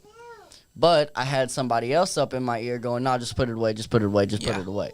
So I said, fuck it, I'm going to just put it away. I'm ready to go home. Yeah, fuck them. Especially because it was almost 4:15. You Yeah, can't be yeah. disrespected at your job anyway, man. If you get disrespected and shit, they'll just keep disrespecting you. Right, and you know, and I understand, like, if I'm just fucking off and not doing much work or nothing like Jacking that. but- around. Your Leon is a lot worse than our Leon. Tugging, using the tugger. Oh, he'll be tugging Are something you, if he don't keeps be up. don't be jerking off on the tugger. And his sons are Leland and Leon. Oh, yeah? He just said, those are his son's names. That's crazy, No man. way. That's awesome. Maybe Yeah. this is a link. This is linking you guys. But hey, I appreciate you having me in here personally. I'm gonna go in here and use the bathroom again, then probably drink an L8. But I'm gonna get off the show. So I appreciate everybody being listening to my bullshit and you guys putting up with me, man. Make sure that you subscribe to SkullFace Records and all that good stuff. I hope everyone has a good night. Enjoy the rest of the show. I appreciate you having That's me right, and John brother. Lee. Always good seeing you. I'll see you here in a little bit. All right, Nick. But yeah, he's old fuck trying to start with you. When you went to the next best thing, I mean, Yep. he wasn't around, and you can't let your boss you around. Yeah, and and it's like I can understand if I'm not doing my job or if he actually has a legit reason to be a smartass or something. But man, he'll do it, and he don't even know what he's doing it over. Exactly. And like my buddy Jeff at work thinks it's funny. Me, it can be funny, but at the same time, with the kind of person I am, is I try to live my life by facts. And if you're not sitting there giving me facts, or you're just sitting there being a smartass because you can, like, I don't play with it. You know what I'm saying? Like, Exactly. especially if I'm in one of those moods. Like, I work with another guy named Gabe. He came up to me one day when I was having a shit day, being a smartass, and I looked at him and I said, Gabe, right now is not the time to be a smartass, Exactly. because I will lose my job today. Because you shouldn't be disrespected at your own Right, job. facts. Especially I'm- when you're doing Mhm. things. I'm sitting out here busting my ass for not shit. And Like, yet you got someone like Gabe or Leon being dickheads. Yep. Which, don't get me wrong, most of the time, Gabe is cool. But he has his moments where I'm Yeah. like, hey, you need to sit the fuck down. Like every coworker. Yes. There's always that one And you know, person. and I'm a really cool guy. I'm really easy to get along with. I'm not a violent person. I don't like to fight. I don't like to get loud. I don't like to be aggressive. Other than, like, in the sheets. But, Yeah. other than that, like, I'm a real peaceful guy. I try to be friendly with everybody. But, there's sometimes I get in those moods and somebody just says the wrong thing or pushes me the wrong way. And I'm just like, hey, I'm going to just let you know I'm not in the mood. So either back up or I'm going to make you back up. You know what I'm saying? Exactly. I No. mean, hey, they need to back off you when you're doing your job. Right. Honestly. I'm there to make money and go home. And I'm going to be honest with you, with the way that this economy and this government and this whole world is going, $16 an hour ain't shit. Damn straight. And if you're being disrespected at work by your own boss when you're doing your job, Why do I want to go do it? exactly. I'm you don't bringing want to home- put up with that shit. I'm bringing home about maybe $500 a week, Exactly. making $16 an hour. 10 years ago, $16 an hour, you'd be banking. You'd have anything you needed. You'd be set. Nowadays, you can be making $20 an hour and still hardly be able to afford a gallon of milk. Exactly. And it's crazy. Because today's economy is so bad that buying groceries can bankrupt you. Yeah. And that's other, we were talking about inspirations and stuff for music earlier. And that's, some of those things are kind of what I use, these own little personal struggles in my life that I deal with, like financial wise and things at work that kind of irritate me, you know what I'm saying? Those kind of things are what motivates me because, even though I'm a very nice and try to be a peaceful person, there's still a lot of things in this world that piss me off, and I wish there was something I could do to change it. And I know that there's nothing that I can do, but if I put that in the music that I make, maybe it could make a little bit of a change. Maybe not enough to change it for the good, but maybe I could change something in other people to want to go out there and get together and actually do something good for this world for once. You know what I'm saying? Facts. Because that's what we need inside the world. We need people that actually speak up. Yep. And maybe it may not change things a lot, but it can change things just a little by little. Yeah. And a lot of people's problem nowadays is they're too afraid to speak up or speak their mind because they think they're going to offend somebody. Or get canceled. Yeah. I'm a white boy that grew up in Cincinnati. When I was growing up in Cincinnati, it was an all-black neighborhood. I was the only white boy. I got my ass beat, yet I still had my homeboys. You know what I'm saying? That's right. So like, in that kind of instance, fuck if I offend somebody. You know what I'm saying? Like, I'm sorry that you can't, handle facts. Yeah. But I mean, the truth needs to be said, whether it hurts or it doesn't. Like, I've grown up inside the hood. I was living on 7th Street all the time and here in Lexington. Like, in my time, a lot of people had backbone. Yeah.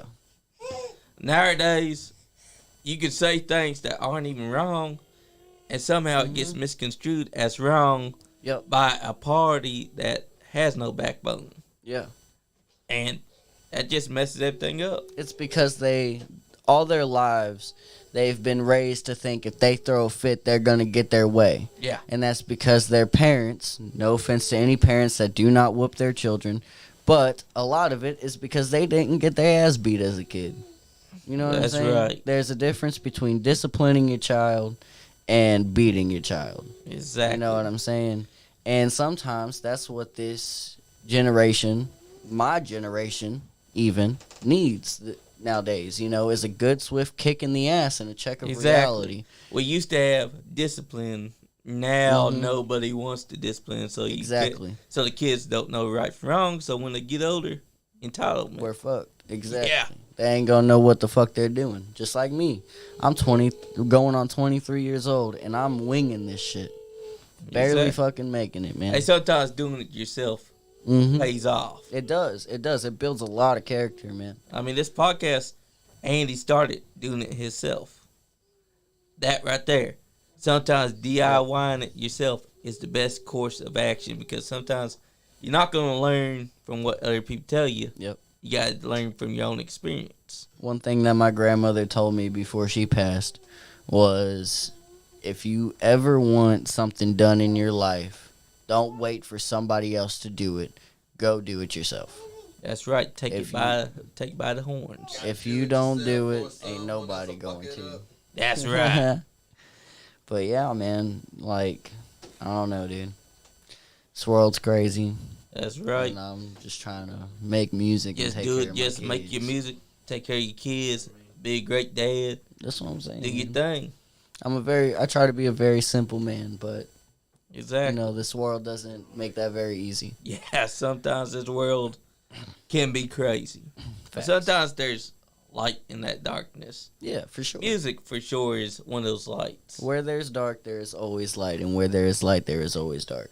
That's You right. never have just one without the other. It's basically a balance. Yep. Like Like a good and yin-yang. evil. Yes, right. Yin and yang. Yes, sir. We got the Wu-Tang way as well. Absolutely. That's one of the Wu-Tang teaches you a lot too. Oh, yeah. Like, that's a group that came together as a lot of figures, and they combined their talents into one mega group. Mm-hmm. And even when they're not a group, they still make bangers because they know what they want to do. And R.I.B. the ODB. 'Cause that guy, he knew what was up. Yep. That was a real OG. Facts.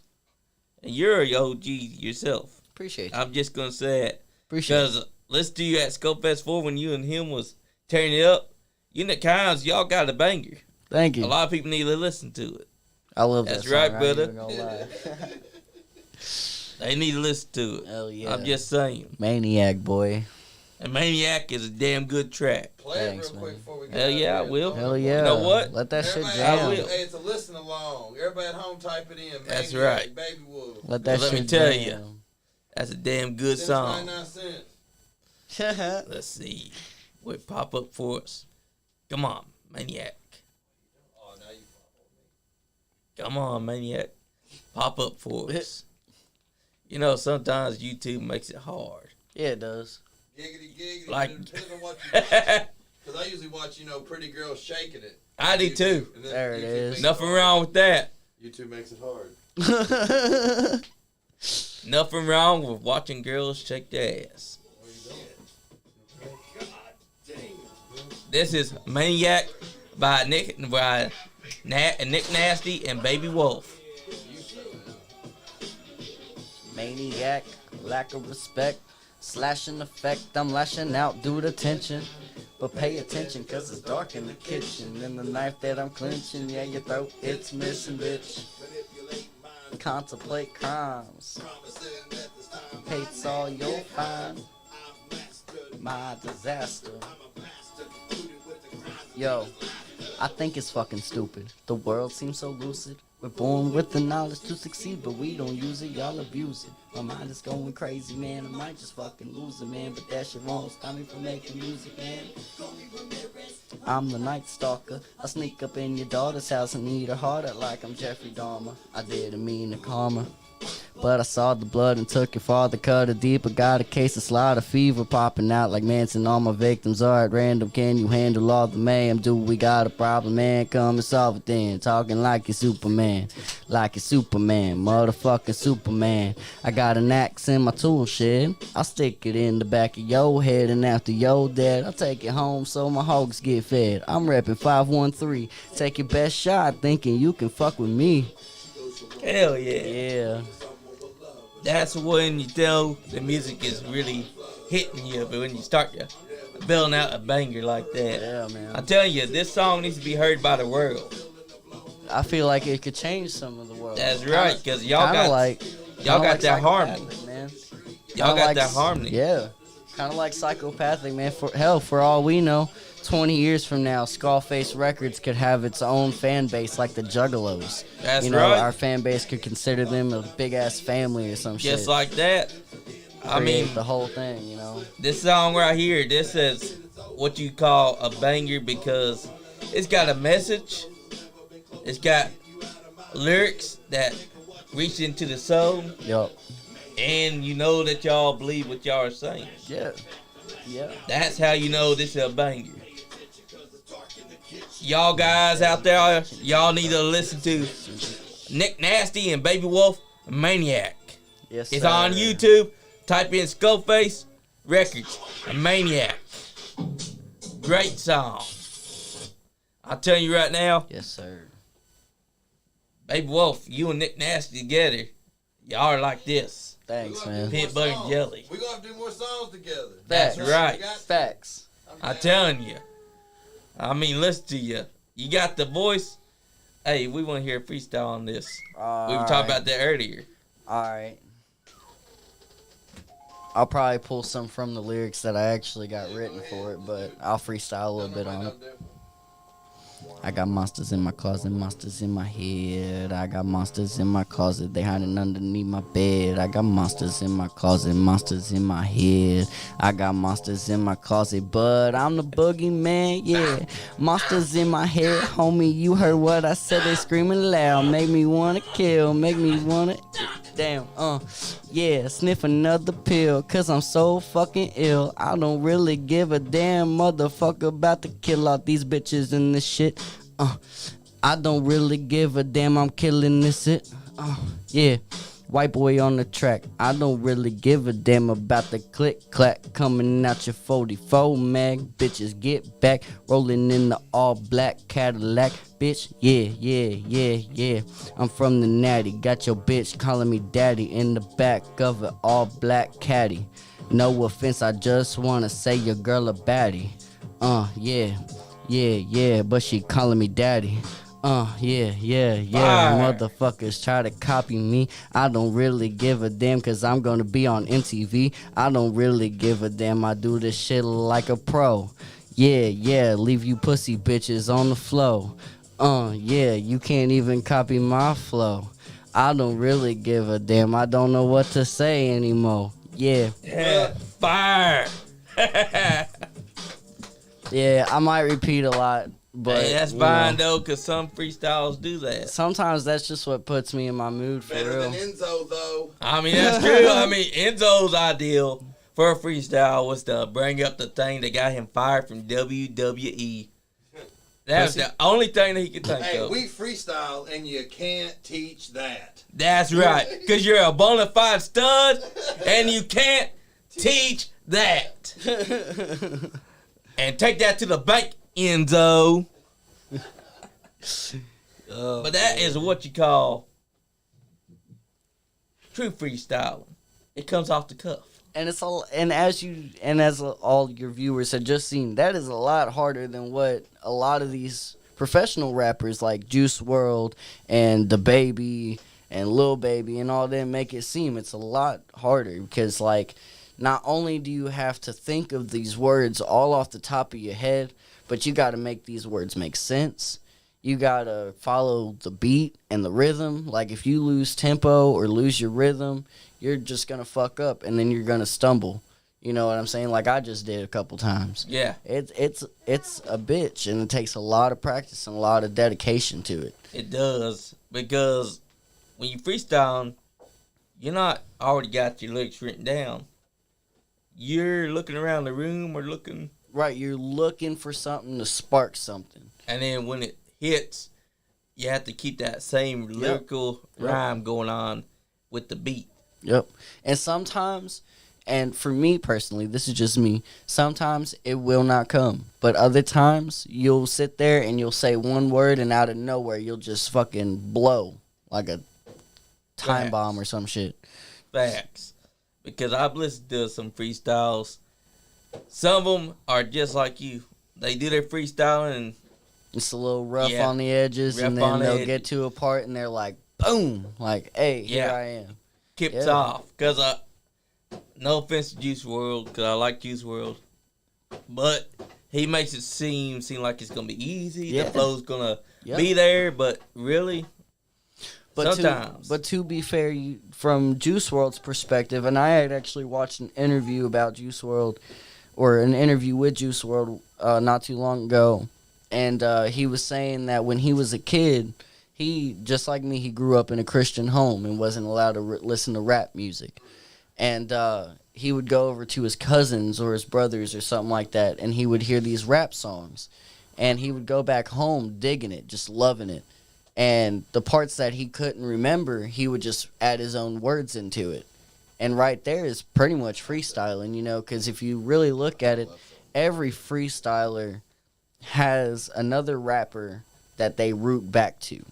You know what I'm saying? There's always a word or a little phrase that they'll root back to keep them in line.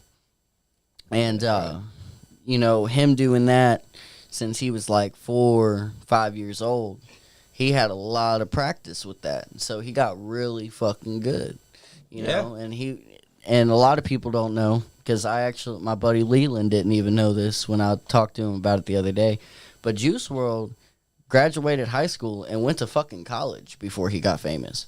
So, like, this man had a good education on his shoulders. You know what I'm saying? So he knew he was good with words and all kinds of shit. And that's the best thing that you could have being a freestyler. On top of, you know, being able to keep rhythm and feeling the beat and feeling the flow and finding your flow and finding your sound in that, you know? Exactly.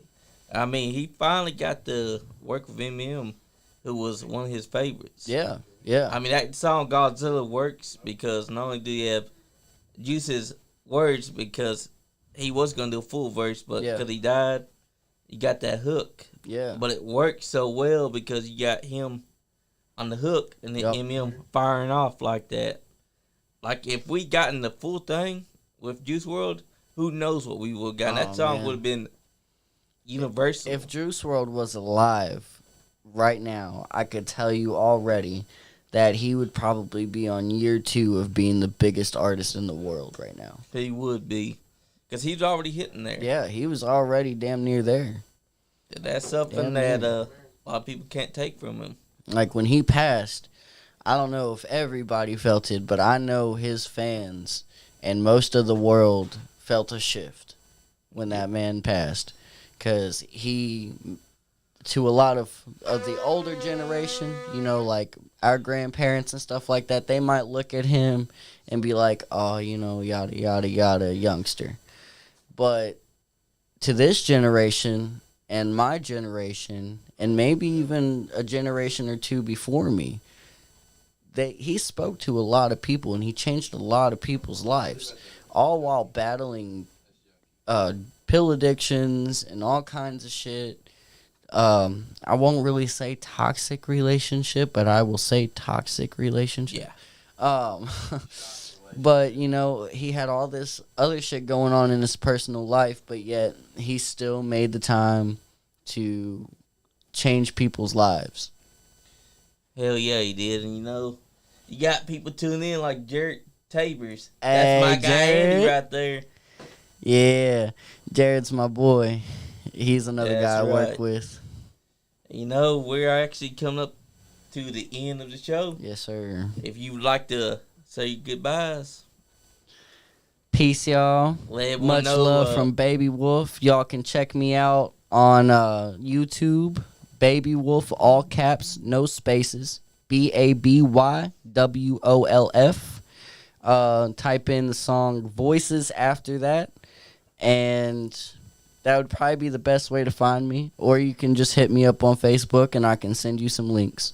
And anybody that wants to possibly book me for any shows or anything, hit me up through Facebook. If you can't find me on Facebook, get a hold of Nick Himes or SuperFly here, and we can hook something up. That's right. Nick Thank Himes, you, Giant Fly. Thank you. You want to say some goodbyes and let everyone know? I can't. He's got little baby on. Facebook's got me by the draws. She's strong. She's got him in the death grip. But we want to thank you for having us up. Yes, appreciate you. Thank you, Thanks for SuperFly. hosting. Thanks for having us in. You've been awesome. I can't wait to see you next time. Appreciate that, brother. Shit, all the good stuff. I just want to say, guys, thank you to everyone that's been tuning in. Thank y'all for tuning in to this little rinky-dink bullshit podcast with your host, SuperFly, John Lee, the podcast god. And peace. Stay nice. Nice Guy Andy Podcast. That ain't what your mama said. He keeps popping off at the mouth. I'm going to be his daddy. Anyways, you guys go on your little rinky-dink bullshit podcast. That's awesome. That's my beat, though. This is a Zodiac. I'm telling you now, meditate, elevate, and dominate. Do it with the Nice Guy Andy Podcast. Hell yeah. Thanks, man. Ooh, yeah.